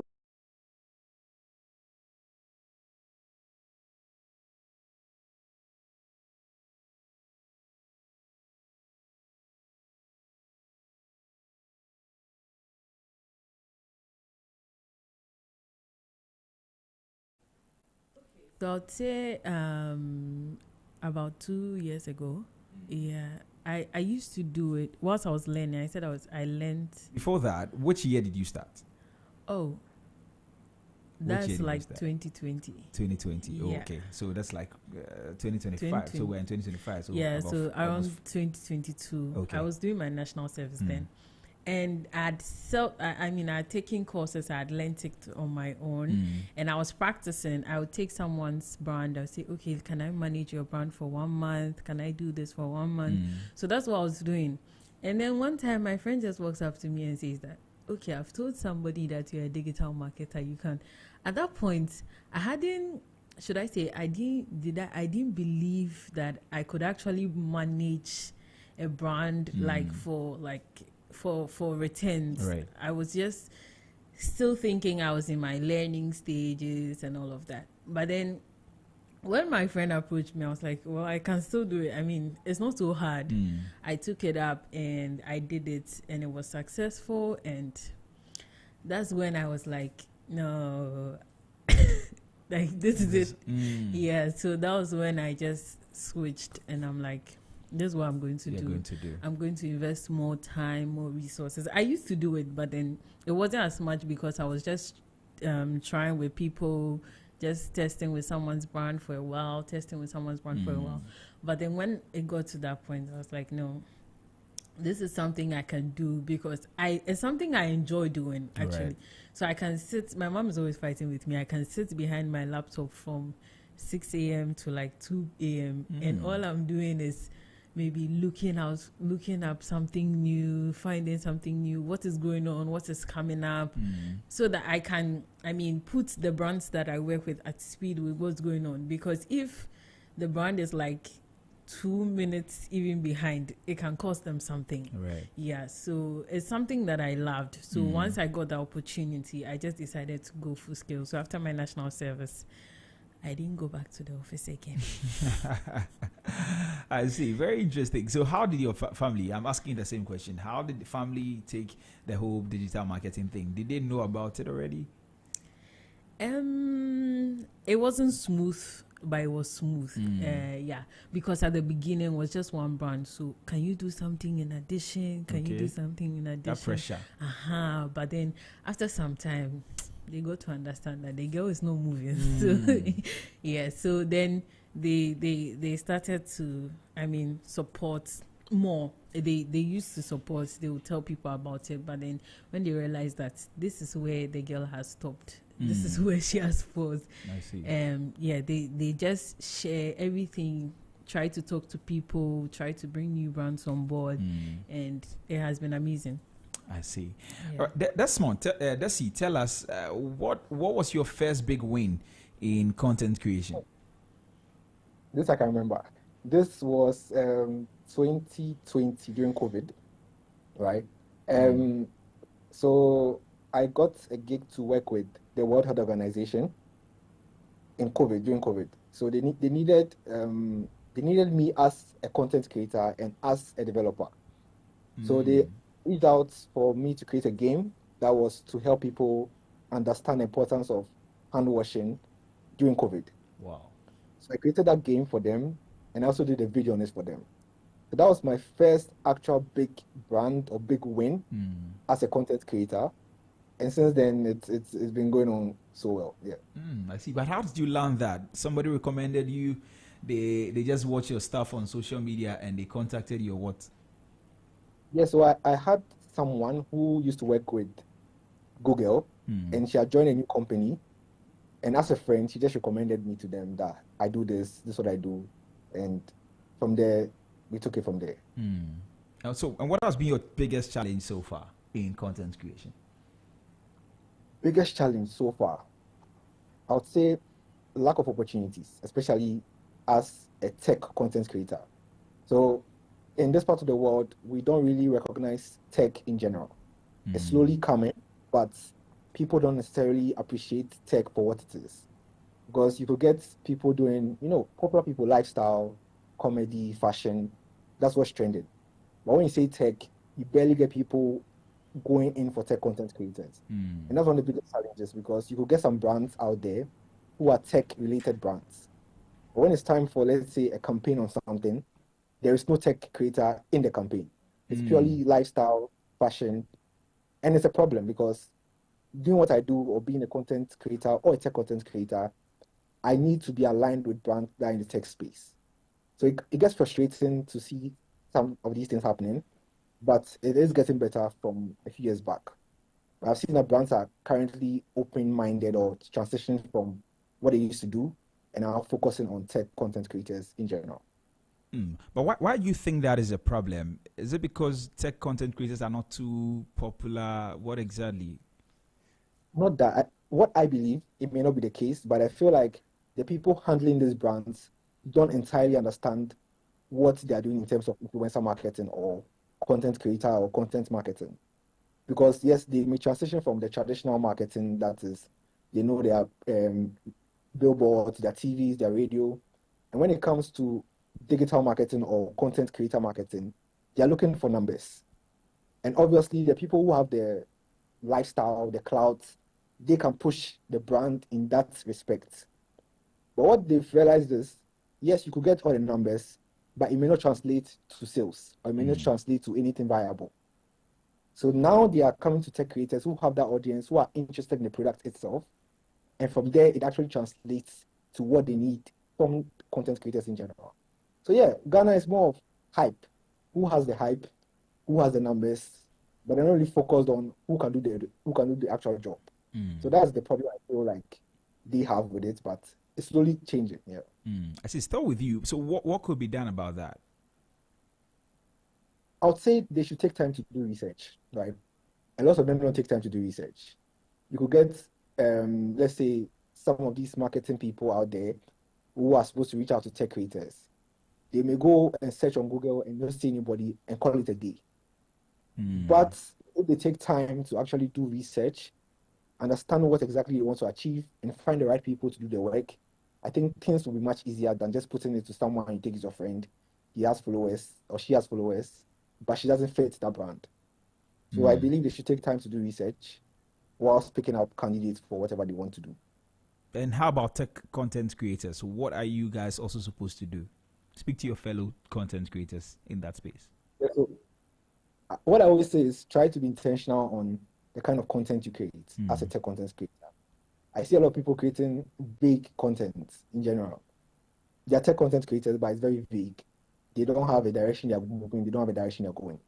So if it's tech you're talking to, talk to tech. If it's reviews you're doing, if it's tips and tricks you're doing, if it's opinions you're sharing, share it to the best of your abilities. What I've realized is, as far as you're doing what you're doing in the tech space, and it's slowly evolving, people are beginning to recognize tech creators and are in demand for tech content creators. So be intentional about your content and focus on exactly what you want to do as a tech content creator. So essentially, a lot of people are not able to focus on one particular thing. They jump on the trends and all of that. Exactly. Okay. Exactly. I see Juanita nodding. That's something you agree with, right? 100%. Right. Okay, Juanita, let me come to you too. Desi, hold on for me briefly. When was your biggest win in the digital marketing space? I don't think I've had my biggest win yet. Okay. Yeah, I don't think I've had it yet. Oh, but I would say so far it's been good. It's not I don't know the words to even use. It's not how I expected it to go. I mean, sometimes I'm just there and someone just reaches out to me like, hi, someone told me, and I'm like, hey, so people know me like that. But then, yeah, so it's not it's not going how I thought it will go. It's going better than I thought it will go. But right. I think that my biggest win is still ahead. I see. But so far, you can't pinpoint any particular big win that you're like, okay, I was doing something small, and then this one hit. Oh yeah, I would say the first brand that that made me transition actually into digital marketing full time. Yes, that was the brand that I created my first video ad with. I hadn't done one before. Yeah, so that was what launched me in there. Yeah, so that would say, if according to your description, my biggest win so far. Right. So how about the challenges? What's the biggest challenge in the space? The challenges are quite a number. with people not understanding what it actually is. Like Desi was explaining, some people just think it's about the numbers. But then if I always tell people that if the person has the numbers and the person can't bring you sales, then what's the use of paying for the numbers? Because the numbers is vague. Like it's useless in quotes if it's not bringing anything, because I'm going to trade money for that number. And if that number cannot bring me the money that I'm sending in, then why should I bring the money? Kind of. So people don't really understand the dynamics of digital marketing. Let me put it that way. Somebody has content that is supposed to be presented in text format, but they believe that because everybody is doing TikTok videos, I have to do a TikTok video. When you try to explain to them, and you don't like or you don't want to, but they just don't want to understand that everything has a way to go about it. Because there's some content, if I give it to you as text, it's better and makes more sense to you than I give it to you as a video. Right. If I give it to you maybe as just audio, it's better and makes more sense than I give it to you as an audio visual. Okay. So there are a few dynamics there. Yeah, that people don't really understand. So it makes working with them a bit difficult. So that's a major challenge. Yeah. Right. But let's do some education here. What are the kinds of content that should be text? Which ones are supposed to be audio visuals? Which ones are supposed to be just audio? Okay, so before we even go into that, I would say, who is your target audience? Okay. Yeah. That's what it starts from. Your target audience really defines the kind of content that you put out. What kind of content are you putting out? Once you know the kind of content you're putting out, you know the kind of people that are interested in that kind of content, then you know the type of content that these people are interested in. So for example, Desi, he's doing tech content. He's using videos mostly, YouTube, Instagram, and co. Yes. So he puts it in short format, simple to understand. So it fits everybody. Okay. But then he has a specific target audience that he's trying to reach. Okay. But then if I'm not even a tech person and I watch this video, I'm able to understand everything. If you take GhanaNews.com, is it GhanaNews.com? Ghana News Agency. Let's say Ghana Online. Ghana Web. Any news agency, for example. Yeah. So Zedmultimedia.com. Oh, yes, Zedmultimedia.com. Yeah. Whoever is going to Zedmultimedia.com or whoever is interested in Zedmultimedia.com is probably interested in the news, what's going on in the country, what is happening. So if you give that person maybe just videos, 2 seconds videos, hi, do you know that Ghana is trending on the map? It doesn't make sense. Okay. But that's what everybody is doing on TikTok. Right. But if you say you're going to do that, it won't make sense to the person. Okay. Give the person 2 pages article, and it will make a lot of sense to that person. Give the person a 2-minute, 3-minute video describing or breaking down a particular issue, and it will make sense to the person. So those things come in play when you're considering the content type. A lifestyle influencers, they are just trying to what do I call it? Follow, maybe grow the crowd or move the crowd. So they just take videos of, oh, this morning I woke up, this is my outfit of the day, this is the food I ate, and that's just something somebody will watch to relax. Okay. If you put that in writing, it wouldn't make sense. You get what I'm saying? So it's dependent on your niche and the type of target audience that you want to reach. That will really determine how you put your content. Right. We're going to get into the meat of the conversation. These are just starters. Yeah. But if you just tune in, this is Business Breakfast on Zed 101.9 FM with me, Trebi Hammond. This morning we're talking content creation. Can it really pay the bills sustainably and reliably? These are the questions we are asking. And I'm speaking to 2 amazing guests who have joined me this morning. I have Desi Oceans, who is a content creator, a tech content creator. And I have also Juanita Megashi, who is a digital marketer. They are sharing their journeys with us, and they're going to tell us whether it is really paying or not. If you want to join the conversation, please feel free. Send me a a WhatsApp on 0544321019. 0544321019, and I'll do well to read your comments, your questions, and every suggestion that you have to make for you. And as well as you can call me on 0303946 56641 0303956 and we'll answer and then hear you out when we open the phone lines. You can as well engage our social media pages at ZFMGH on Instagram, Facebook, and X, ZFMGH, and Z Multimedia on YouTube and TikTok. Right. So let's come back into the conversation. I'm coming to you, Desi, now. Desi, do people in your personal circle respect and understand what you do? Yes, I'll say yes. At least now, depending on how far I've come. But yeah, in the beginning, no. They do not respect it. You could get people saying, get a better job because what you're doing is not what we expect you to do. But I'll say now, yes, your mind has totally shifted because you can see what's happening. But how did you manage that from the beginning when they were calling for you to probably look for a better job or look for something to do and stop saying you're a content creator? How did you handle that? So the kind of person I am, I'm not really a people person. I don't really pick people's opinions and take it as fact or take it as what it is. Okay. As far as I have my parents' consent, no one else mattered in terms of what you think about what I do. As far as my parents are complaining, you have no right to complain.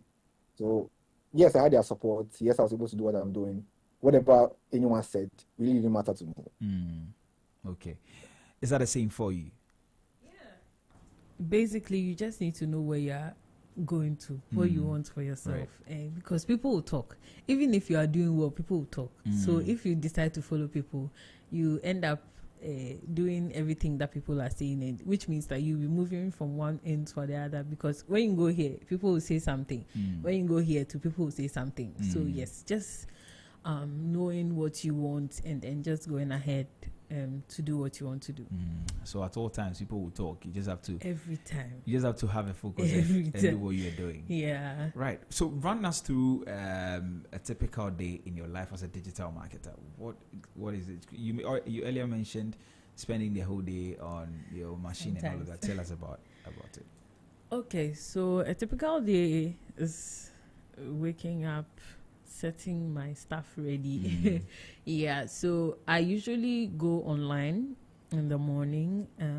I go to all the social media platforms that I work with, and then I check what's happening.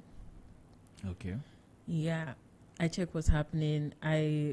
If it's getting close to the end of the month, which means I have to start planning for the next month for my clients. So I have to check what's happening, check what new things are coming up. What are some things that are worth throwing light on in the next month? And then just plan towards that. But then on a normal day, I'll check what's happening, come back to finish one or two things that I have to do a few research here and there. If I have to do something on a website or something like that, I'll do that. Otherwise, I'll just do some research, go through social media, write a few newsletters, reach out to a few clients if I have to, have a few meetings, and before I know it, it's night. Right. So it's like that for you. Desi, is that the same thing?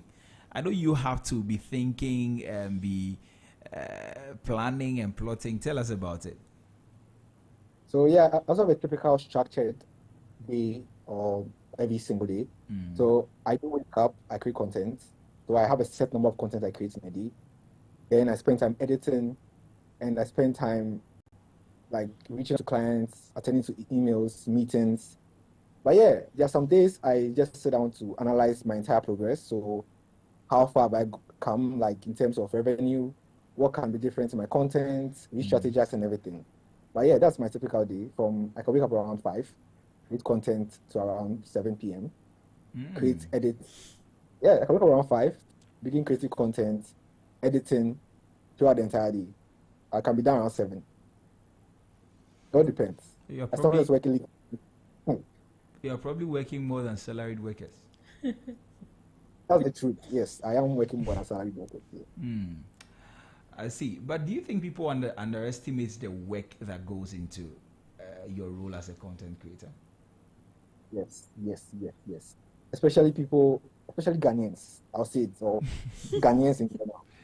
Because I've had different experiences with other African countries or foreign countries, and they understand what content creation is. I'll say Ghanaians underestimate it. There are some people that have reached out to me to create content for them, right? And what they'll tell you is, I'm just talking to the camera. What amount of people are you doing that you're requesting X amount of money?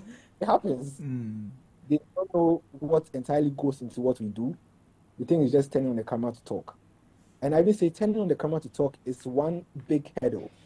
It's not easy to sit down, look into thin air, and just speak. And people that are put in that situation would not be able to do it. But then again, they underestimate what we do and feel like, he's just talking to the camera, doing nothing. So why should he be getting X amount of money from what he's doing? But yeah, Ghanaians underestimate it a lot. I see. But tell me, what inspires you to create certain kinds of content? Do you have to go read? Do you have to watch other content creators and see what they are doing and then you replicate same? Or what do you do? So for me, when I began creating content, like I said, there were no people who were there doing content like I was doing in this place. It's more like I figured what worked, and you could say others are replicating in that respect.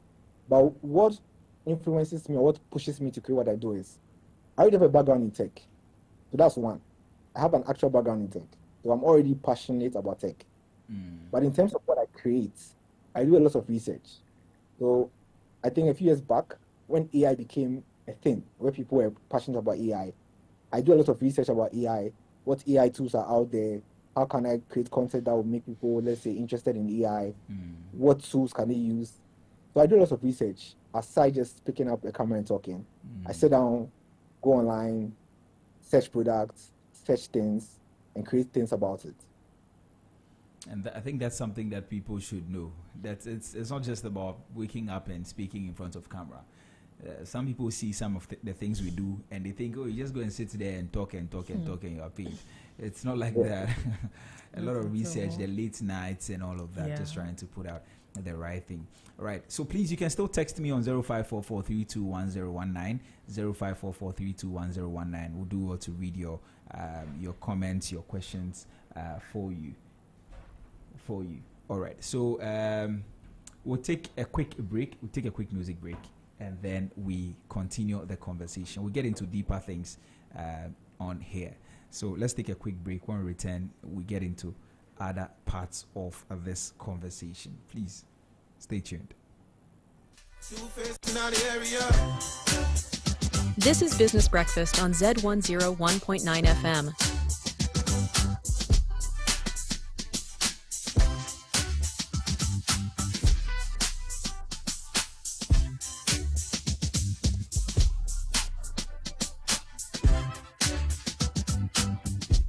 This is Business Breakfast on Z101.9 FM.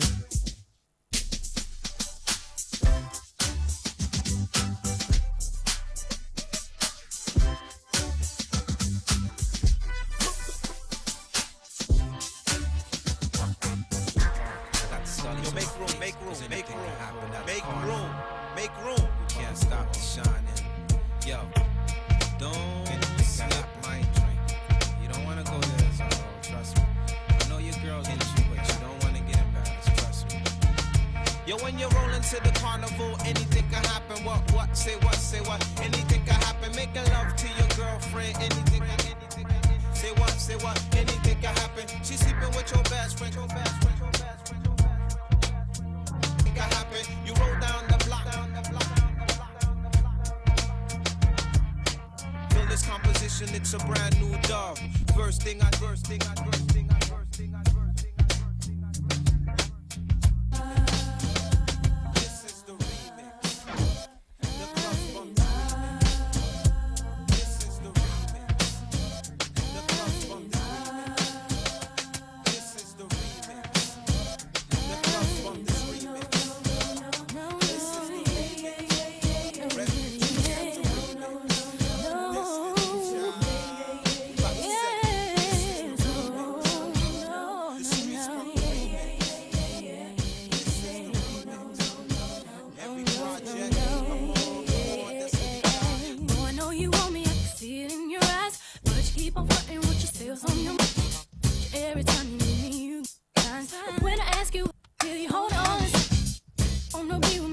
gotta keep it. Tell me what's going on, tell me how you feel. Boy, I know you want me just as much as I want you. So come and get my love, all here for you. Oh, yeah, no, when it's ready, yeah. You say no, no, no, no, no. When it's ready, yeah. No, no, no, no, no.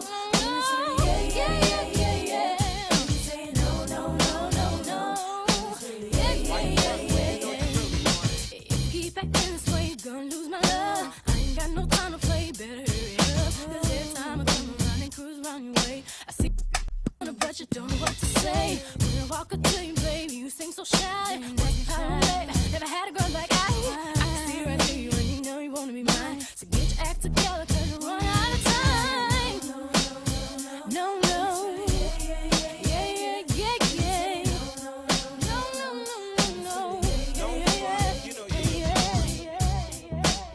This is Business Breakfast on Z101.9 FM.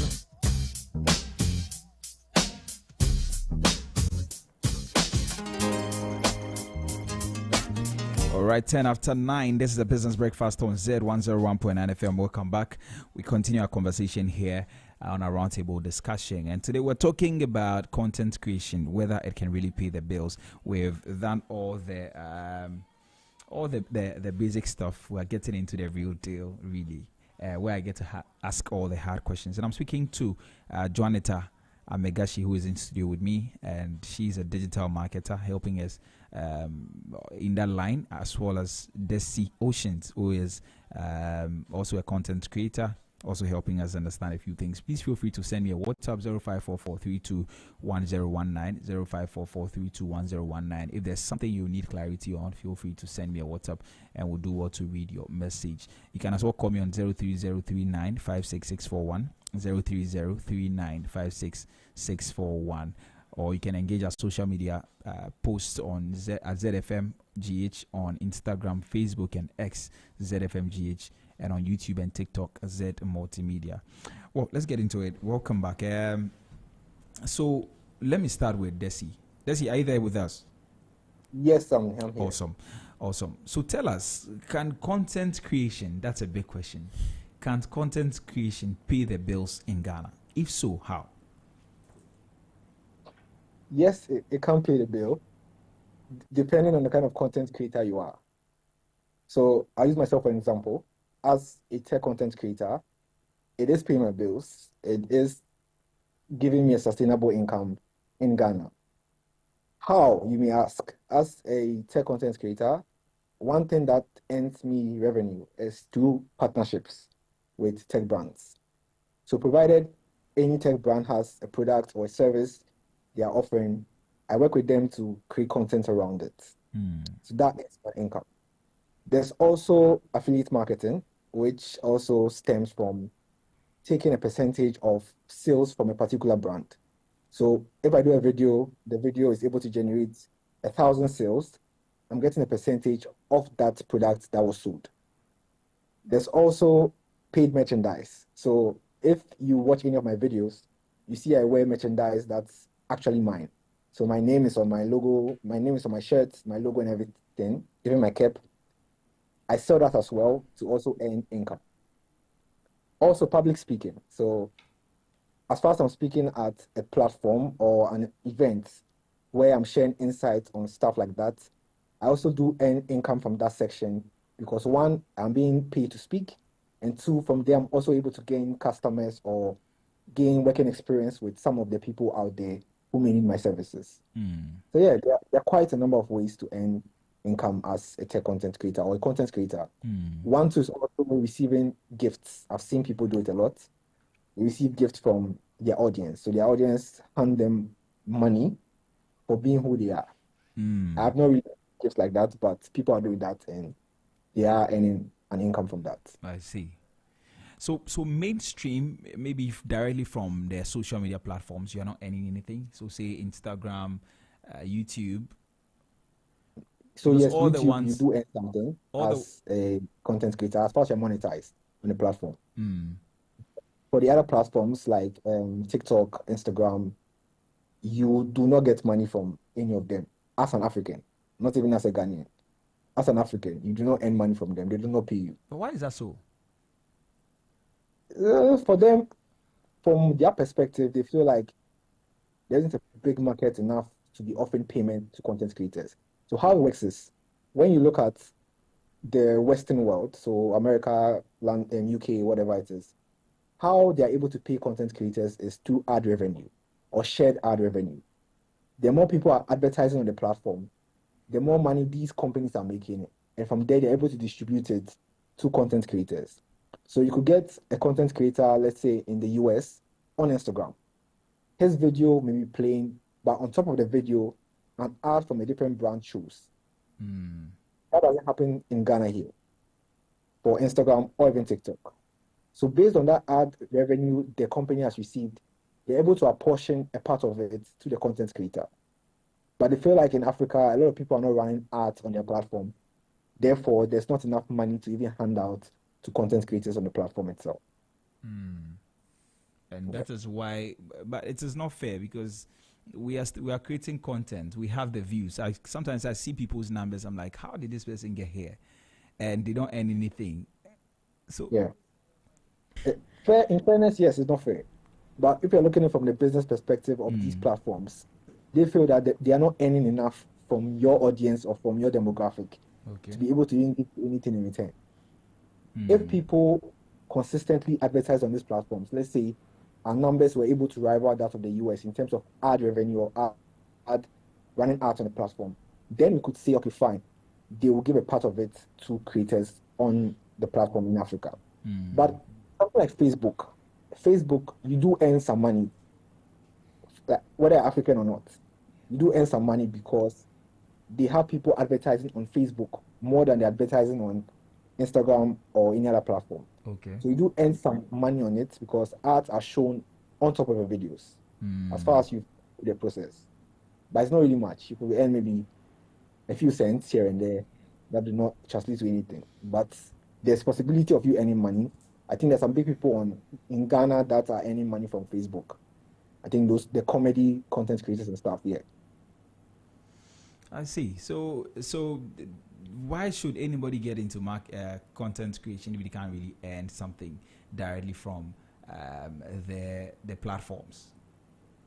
So one thing I always tell people is, if you're entering content creation purely for money, you might as well quit. Yeah. Oh, you might really? as well quit. Yeah. Oh yeah, definitely. You might as well quit because the money comes from your passion to do what you're doing. Your whole mind shouldn't be purely about, I'm going to do content creation next month, I'm earning 10,000 CDs. It will not happen like that. And you may get frustrated. I see. The first thing that leads into content creation should be passion. From there, things will start turning out for you. But if you're leading purely for money, you'll get frustrated because I've done it for almost 10 years. And for like 6 years, I wasn't earning anything. I don't think people are out there who will be able to wait 6 years before they earn anything. They will quit along the way. You should really be passionate. The money follows the passion. Okay.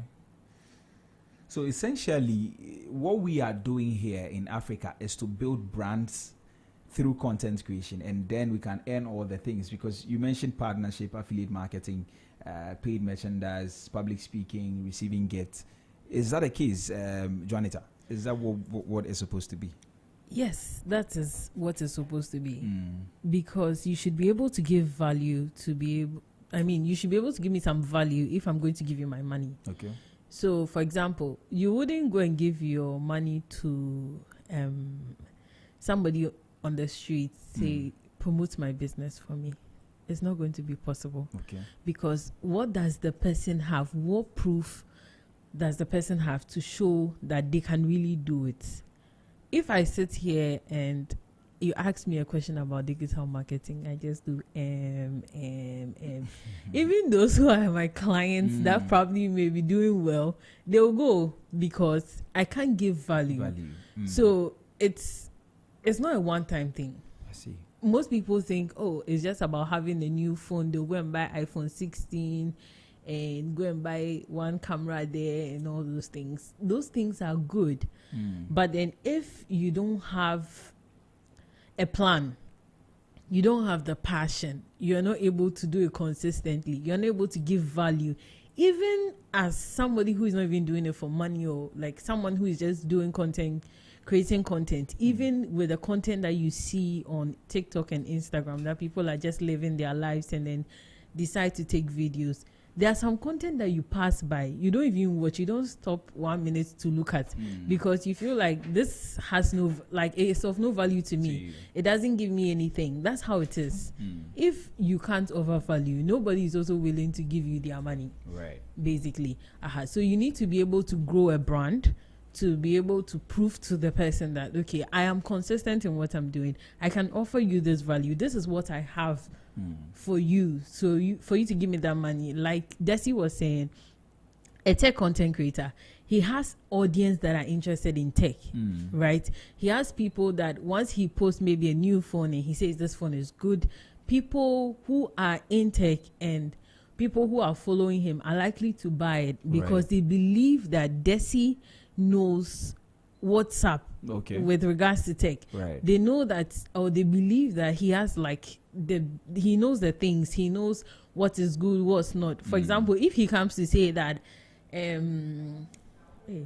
is this safe to mention brands? Anyway, let me give an example. If I'm going to use a mobile phone brand. If he comes to say that maybe a new techno phone is better than iPhone 17, there's iPhone 16, not 17. It's better than iPhone 16.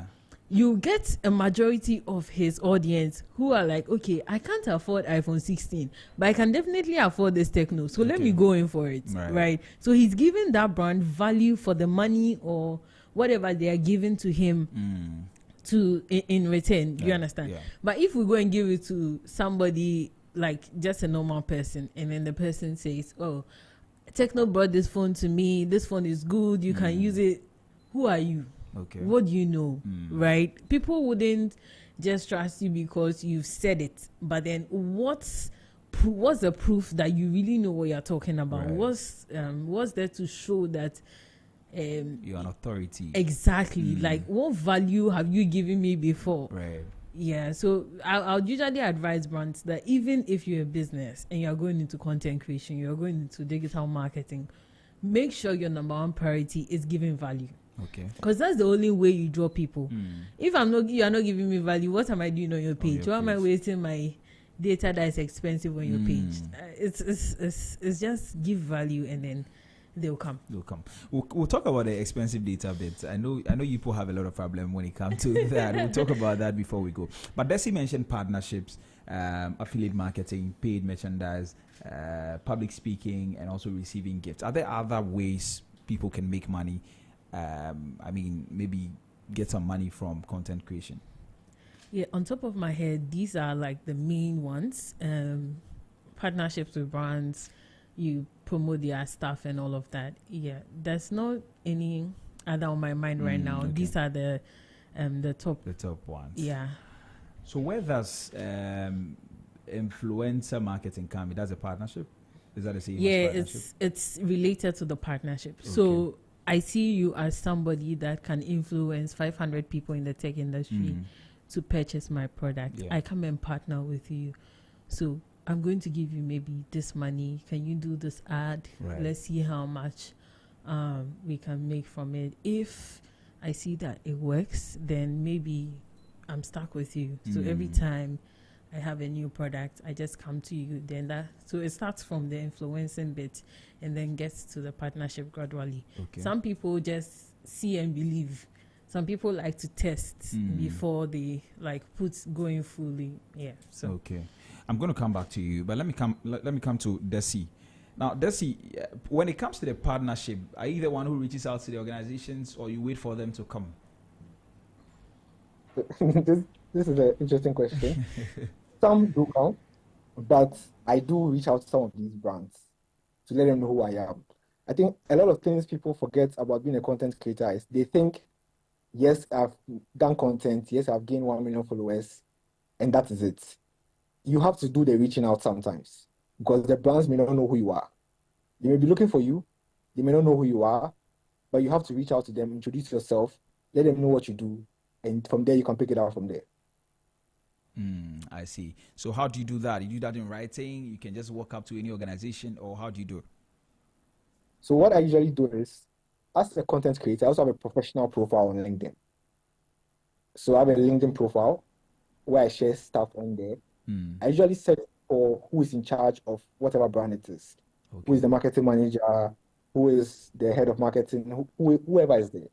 I find out who that person is, reach out to the person if I can through LinkedIn. If I find their email somewhere, I draft an email, send an email to them, introducing myself, and from there we pick it up. Okay, great. But how important, and let me come to you, Juanita, how important is engagement and say the followership? So let's say the number of people you have and engagement, how do they come to play in the whole making money bit? So for me, in my own perspective, I would say that those ones are just for people to see. Like, I call them vanity metrics, sorry. They are just things for people to see. Okay. The main thing is you being able to convert these people. If I have 10,000 followers and I can't convert one to buy a product that then it's like useless. Yeah, I mean, because if Desi has, he has like more than 100K followers, and he's able to convert like 1,000 of them, even to buy a product, that's a lot. Okay, that's something that I will be willing to pay my money for. But if you don't have, you have all the followers and you have all the likes and all of that, and nobody is buying. And these things can be bought. The followers can be bought. The likes can be bought. So followers and likes should not convince you to pick someone. Right. The value the person is given, the ability of the person to be able to convert. If you go to someone, can I see if you have done it before? If you say you are an influencer, if you say you are a content creator, at least you should have a portfolio. Right. Desi was explaining that he has a LinkedIn portfolio. There's something I can look at you and say, okay, this is what you have done. So I can trust you with this. But if you sit and then you don't have any of these, you don't have any experience, you've not tried anything, you've not done a few free gigs to tests to see if you can really do it, or your audience are really what you think they are, and then you're just expecting someone to walk up to you and give you their money, say you are an influencer, you have 1,000 followers and those things, it will never work. So it's not just about the numbers. No. As for the numbers, even if I have 10 followers and I can convert all the 10 to sales and I'm able to tell my story well, I'll get more people getting to me than more people going to someone who has 10,000 or 100,000 who cannot convert to sales, because everybody's looking for money. Right. That's a goal. Yeah. So if a business is coming to you, they should be able to get value for their money. I can't come and give you $200, $500, and I'll even get one sale. Okay. Yeah. Right. It's necessary, but then if it's not working, I mean, if we don't see the value of it, then so how do we reconcile this? Because sometimes I see people with 110K followers on one particular social media platforms, and their likes are like 2, 3, 11, and all of that. Maybe they bought the followers. Maybe. Oh, I see. Desi, you were saying something. I said that's something that exists. People actually buy followers. Oh, I see. So it's not every. So what I use, or what I tell people to use, is use the comments. Sometimes you can buy followers, you can buy likes, you can't buy comments. So if you want to even even comments, you can buy comments. Oh, really? But the comments are bought are fake. Yeah. And they are generic, I guess. Yeah, so you see most of them are Indians. You see big conversations. The Asians, the Indians, those are if you check their followers, you see that those who buy followers You see these people there, those who buy likes, you see these people there. I didn't know you would buy comments. That is opening my eyes to this. I really didn't know that. Like shares, you can buy everything. Oh, I So see. you see, it looks very easy to buy those things, but then when you buy it and your work is not showing for itself, you realize that after some time, maybe people will hype you for a bit, for a month or two. After some time, you die out. Nobody will pay attention to Right. it. But typically, how long do you think it will take a new content creator to start making money? It depends on your niche. This is said, it depends on your niche. It depends on your niche. If you are doing lifestyle and maybe you're doing fashion, and I mean the things that are everyday things, everyday people are so interested in, people are so involved in, it should take you a few years. It's not a matter of months. So it's like, you can take like 2-3 years. Right. Your first year, maybe you're using to build your brand, making people see that, yes, I'm there, this is what I do. Second year, you're still growing the brand. Third year is when you maybe start getting some gigs here and there. But then if you are in a niche like this niche, it's for a specific target audience. Okay. Like, not everybody's interested. Right. So it will take longer. That's why it took Desi about 6 years to be able to land. Desi, you want to... It might even take someone like 10 years. So, yeah. I always tell people, it took me, let's say, 6 years. It may not take you 6 years. It can take you maybe 2 months. Depending on what you bring to the table. Okay. Right? And depending on the niche you find yourself in. There are people who are currently popular right now. It didn't take them even 1 month. They did some video that got traction. All of a sudden, they're influencers. But the problem is, yes, you can become popular in a matter of months, but can you sustain that relevance? You see, that's one thing you notice. Some people get popular because they say very vague things and people laugh about it. But how many vague things can you continuously say throughout the years? Right. Gets the point, you're stuck. But if you're not really building something sustainable, long term, 10, 15 years to come, it takes a long time to build. I see. I was just popular followers, so we can do that in a few months. Yeah, because I even in music, we've seen some people who came and then they got the hits the first time. They couldn't come back again. Some of them ran and they hide in several. I don't want to mention names, but we've seen a lot of them here in Ghana. But can you give us a rough estimate of how much content creators in Ghana can earn monthly at different stages? Let's see. Oh, different stages. So again, it depends on you. It depends on your creative process, right? There are content creators who have invested heavily in their crafts. So someone like me, I have a studio completely filled with tech and accessories for like lights. I have cameras. I have high-end PCs. I have things that will help make my work easier. How much I will earn will be different from someone just shooting on a smartphone and editing on a smartphone, because I have invested in what I do. But there are people, that's not to cut you, but there are people who have also bought all the cameras and things and they are not earning, and mobile phone people are earning more than them, right? That's what. So it comes back to the kind of brand, the kind of people that are reaching out to you. And in recent times, what I've seen is some brands are shifting from the typical generic content, maybe smartphone. They want professional looking videos. They don't want videos that you created this year, next year looks out of date. They want high quality videos shot in a specific format.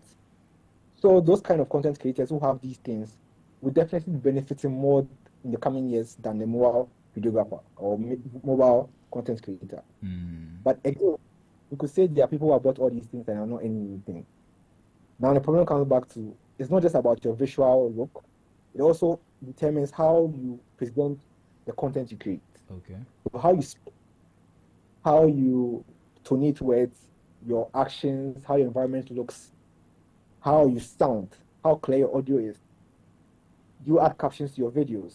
Like these petty things may be the things that are stopping you from earning, just like maybe a mobile videographer who's using his phone to do certain things. Right. But in terms of a rough estimate, like in terms of how much someone could be earning as a content creator, beginner to, let's say, high-end, intermediate or high. Beginner, depending, you could be earning 500 CDs, depending on what you're doing. And that's There's after, some people who, after yeah, the 3 years, 5 years. yeah, there's some people who after 3 years they're earning 500 CDs, Some depending on there. their offering. I see. Some people, we have instant ads. I don't know where that one came from, but they have instant ads. You send a product, I do 24 hours. picture on it, and I post it. After the day is ended, it disappears. That's an instant ad. Some people earn like 500 CDs from that. There are people who are doing long-term collaborations. So I create a video for you. It's on my page for 1 year. It's long-term. That money may vary depending on who is charging. But you can get people in the higher end taking around 20,000 per video per reel. Someone earning 30,000 per reel. It all depends on how progressive you are as a content creator. Right. Okay, let me come to you, Juanita, and a very, very important conversation on this one, digital marketing in this content creation process. How can digital marketing help content creators to grow and monetize their whatever they are doing effectively? Okay, so first I want to say that content creation can't do without digital marketing, and digital marketing can't do without content creation. Explain. They work hand in hand. So, as a content creator, after creating your video, you need to know which platform is best for me to put this video. Which platform has my audience? The audience I'm looking for, which platform has them? After finding the platform, you even need to go ahead to know what times are best to reach these people. All these things come to play. Sometimes the way you craft your story tells whether it will sell or not. Okay. If Desi comes and says, this is a phone, buy it, nobody will buy it. When he comes and he says, this phone has these qualities, it can do this, it can do that, it can do this, it can do that, it makes someone, okay, this has a lot, right? So the way he even crafts the story makes it sell. All that is included in marketing, digital marketing. Okay. That's why I say you can't take one away from each other. Right.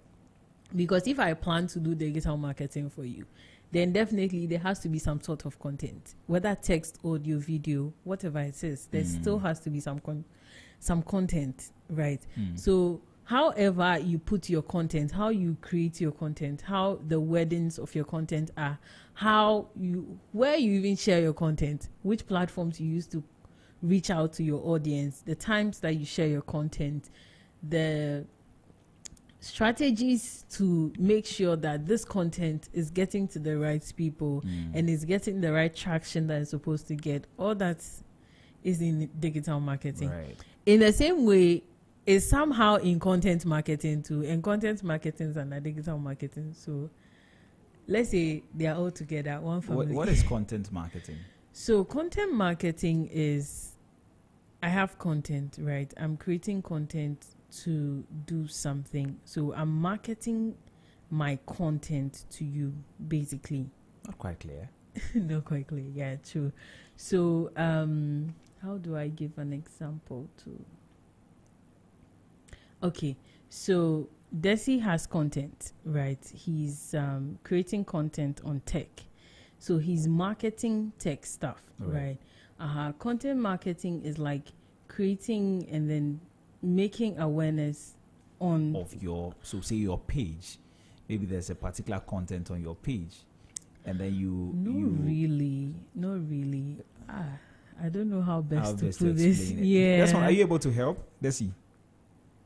Yeah, so what I'll say content marketing is, let's say I've created content that's valuable, right? Right. It contains very relevant things to a particular set of people. Okay. Yeah. Now, how do I get that video to that particular audience? Yeah. Right. So I'll determine, okay, I've created this video. This is the video that's there. How do I reach that audience? So you start. Is it in my caption? Is it in places I'll send a video to? Like you strategize on how to get that content to that particular people, regardless of the kind of platform you find yourself on. Okay. Right. Yeah. Okay. So let me come to you. Thank you, Desmond. Why do I keep calling you Desmond? Desi. I want to stick to your brand. Yeah, Desi. Okay. So what are some common mistakes content creators make when they are trying to market themselves? Mistakes. I wouldn't call them mistakes, because every person has how they want their brand to be. Okay. So what may seem like a mistake to me is not really a mistake to the person, Right. because that is their brand, in quote. Yeah, so I wouldn't call them mistakes, but then generally there are some things that you should do. First off, you should have a niche. Like, don't just try to create content. Oh, I want to do food today, tomorrow I'll do tech, next tomorrow I'll do... You should have something that you want to talk about, something to be known for. We know Desi as a tech content creator, tech. We know someone else as a food content creator. Right. We know someone else as something else. So is the beginning. Like you having a niche, a well-defined niche. Okay. Then you can know who your target audience is, and then know the platforms that you can use to reach this target audience, and then you can grow from there. Right. So that is what I would say, something that a lot of people don't consider when someone does a lot of things to a particular time, and they realize that, okay, now I need to focus my energy. What can I do? And by that time, a lot of time has been spent. Right. A lot of time has been wasted. People know you, but they don't know you for anything. Right. So that's something that I believe they should do at the very beginning. Right. Desi, I'm coming to you. I know there's something you agree with, because I saw you. I think I saw you nodding. Yeah. Right. How do you adapt to trends? How do you adapt to trends without shifting your focus? Because she's saying, which I know you agree, she's saying that you have to focus and say that this is the kind of thing I'm doing. How do you adapt to trends? Because in this world today, they tell us that you have to be adapting. If you don't adapt, you'll be left behind. So how do you adapt to trends and changes in the space? So for me, what I do is, depending on where I find myself, or depending on the platform I find myself, what is happening in that moment, I sit down, analyze, and figure out how to incorporate my content in what is happening. So, for example, when there's some trends that are quite funny trends, so maybe you see something that's laughable, right? I try to incorporate pieces of it in my content. So let's say in the beginning, I start with something that gets people laughing. Then I progress into the actual tech I want to talk about, and I end it with the funny trend. Okay. I just figure a way to weave some of these things into what I do, because talking tech every time, even for me, gets boring. Sometimes get people interested through other ways. If it's, let's say, through dressing a certain way, through wearing something like, let's say, wearing a mask on your face, that's come a trend in social media. I can wear the mask and still talk about the content I'm talking about. Right. Once you see me wearing that mask, you know what it's supposed to be about based on the trend that's happening. Okay. But also, in terms of changing social media ecosystems or whatever, or they are changing algorithms and stuff, I try to figure out, let's say people are more focused on 10 seconds video or 10 seconds informative videos. I figure out how to incorporate everything I want to say in that 10 seconds. Okay. So you sit down, you have to, let's say I want to write a script that's 1 minute long. I sit down, analyze, and pick out the most important parts and create a short video out of it.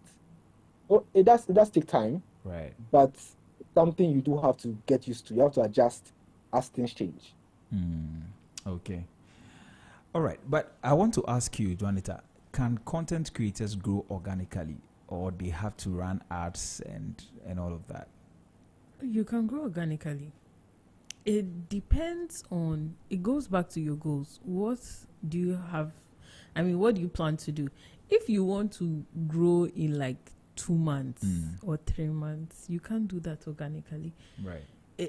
Unless you're going to use create one very funny video, and then maybe a trend, and then maybe from there you pick up. But then if you want to just launch yourself into the space without taking your time to grow organically, learn from mistakes and all of that, maybe you want to use ads, but then you can grow organically. Yes, you can. It is possible. Yes, it's very possible. Okay, so let's talk about the reality on the ground in terms of what we are seeing, what we are experiencing as content creators and all of that. And I'm coming to Desmond on that. Then I come to you. Okay. We have our time is almost up, and so we'll just try and wrap up quickly. But Desmond, tell me, what are some specific challenges content creators face in Ghana? Ghana? Yeah. Oh, quite a lot. Okay, So, run us through some of them. but let's just do a few. Okay. There are creators who fail to find their voice, right? They are not in a niche space. They don't know what exactly to do. They're doing everything all at once. And it gets tiring to a point where you not even consider doing content creation again, because you tried A did not work, you tried B did not work. You're trying multiple things. But also in Ghana, again, lack of opportunity. That's one heavy thing. So if you take certain countries, there are people strategically placed to help content creators, right? You could have, let's say, YouTube in South Africa or TikTok in Nigeria. These people in Nigeria or South Africa are there to help content creators on the platform. Ghana have nothing like that here. So they have TikTok Nigeria, they do events, they organize, they teach people about new things happening in TikTok. It doesn't happen in Ghana.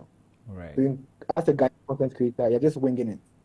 Whatever happens, happens. You don't know what is changing. You don't know what to do to like stay relevant. Nigeria, they have that. South Africa, they have that. But also, as a creative in Ghana, creative burnout is real.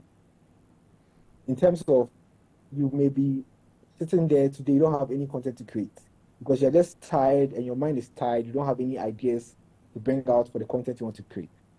Or you create content and this time it's not getting the views you required or the views you needed to get. Some of these things are a problem, and I think creator mental health is also a problem because we are bullied a lot on social media. Even me as a tech content creator, people in my comments just insulting me for no reason. For no reason, no reason whatsoever. People speak about how I look, how I talk, and if you're not someone who is strong-willed, these are things that can get to you. So some of the issues we are facing in Ghana as a Ghanaian content creator. Very, very serious issues. Very, very serious. But you didn't talk about data and all of that. There's no problem for you? Oh, data there is a constant. It hasn't changed. Because, yes, you are paying a lot for data, and you're not getting quality services. I have every network in this country. 2 are gone off for no reason. I have tried calling to get a result. No, nothing. I'm not hearing anything from anyone. So I'm relying on Starlink for data. But the other ones in Ghana, you are paying a lot, but you're not getting quality service, and that's a huge problem. I see. You have any problems you want to add to that, Juanita, before we go? Oh, I share with what Desi has shared. Like everything he has shared. Yeah. I think I share with all he has said. The data part is crazy. It's crazy, yeah. It's one thing to pay a lot for data, and it's another thing when the quality is poor, like terrible. Let me not continue.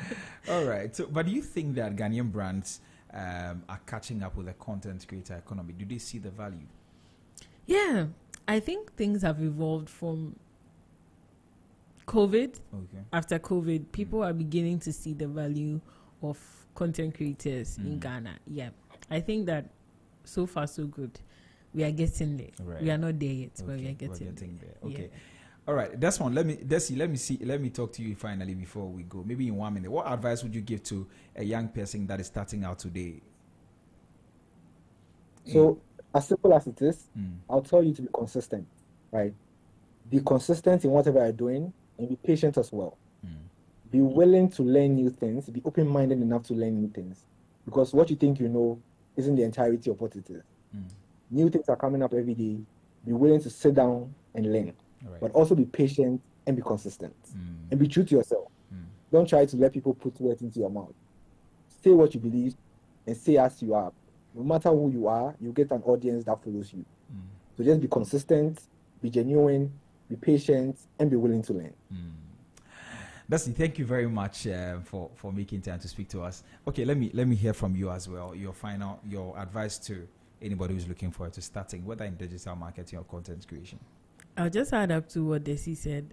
What I would say is that content creation, digital marketing, anything in this spaces is not something to run away from the office. It's worse, to be honest.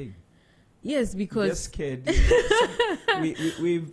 We've lifted somebody's hopes. And I just fought it there. Like Charlie. I mean, be real. The thing is, you see, if you go to an office, there's an administrator, there's someone in finance doing this. When you come to this space, you are everything in one. If you don't know how to send emails, how are you going to reach out to a brand? Okay. Please, I mean, it's not as easy as it seems. It's not just about picking your phone, picking a camera and doing something. There's a lot of administration to it. There's a lot of research that is involved. There's a lot of things that go into it. So it's not a run away from maybe office work. I've been sitting for a long time. If I come home, I can just take my phone and take a few videos and I'll be trending. No, it's not like that. If you see it like that, you probably not make anything. Like Desi said, it takes a lot of time. You need to strategize. You need to plan. I need to set goals. That, okay, he says that every day he has a number of videos he has to shoot.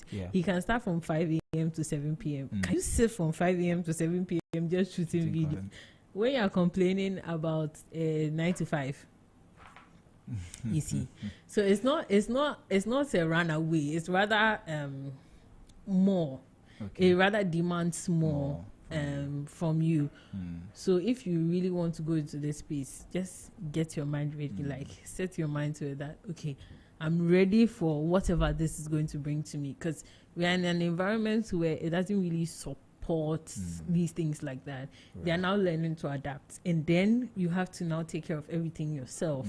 So it will demand a lot more patience, a lot more dedication, and then consistency. Right. My final question to you: do you think content creation is a long-term, sustainable career path? Yes, it is. It is. If you're able to build well from the beginning, if you're able to grow well, build well, you'll be there. I mean, it will get to a point where you don't have to struggle for clients. You don't have to struggle to, bring people on board and all of that. Like at the point that Desi is, he probably may say he's not at where he wants to be, but from my perspective, he's at a point where people know him for what he does. So even without him sending email, sometimes people would reach out to him, right? But it took him 10 years. It took him 10 years to grow, build, invest in tools that will make his content what people want to see, right? So there's one thing I always say: if you see the content you are creating and you don't like it, then no one else will like it.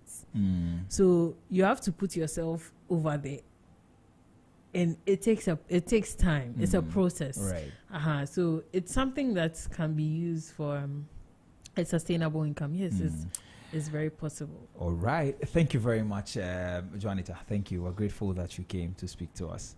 Thank you. And thank you very much, Desi. I'm not too sure if he's still with us, but Desi, thank you very much wherever you are. Thank you for joining us for all important conversation. It's been a very insightful conversation. If you ask me, talking about the behind the scenes work, to money, to strategy, and long-term vision. And it's clear that content creation is much more than posting pretty videos online. Yes, it goes beyond that. There are a lot of things that you have to do, your research and all of that. So please, if you're listening to us, it is not for the weak like that. It's not for the faint-hearted, but it is possible. Yes, it is possible. So to all aspiring creators, please Start small, stay consistent, learn the business, and be authentic. I think that's one of the things that we highlighted. And to the brands and the marketers, of course, there's a world of talent out here waiting to be discovered.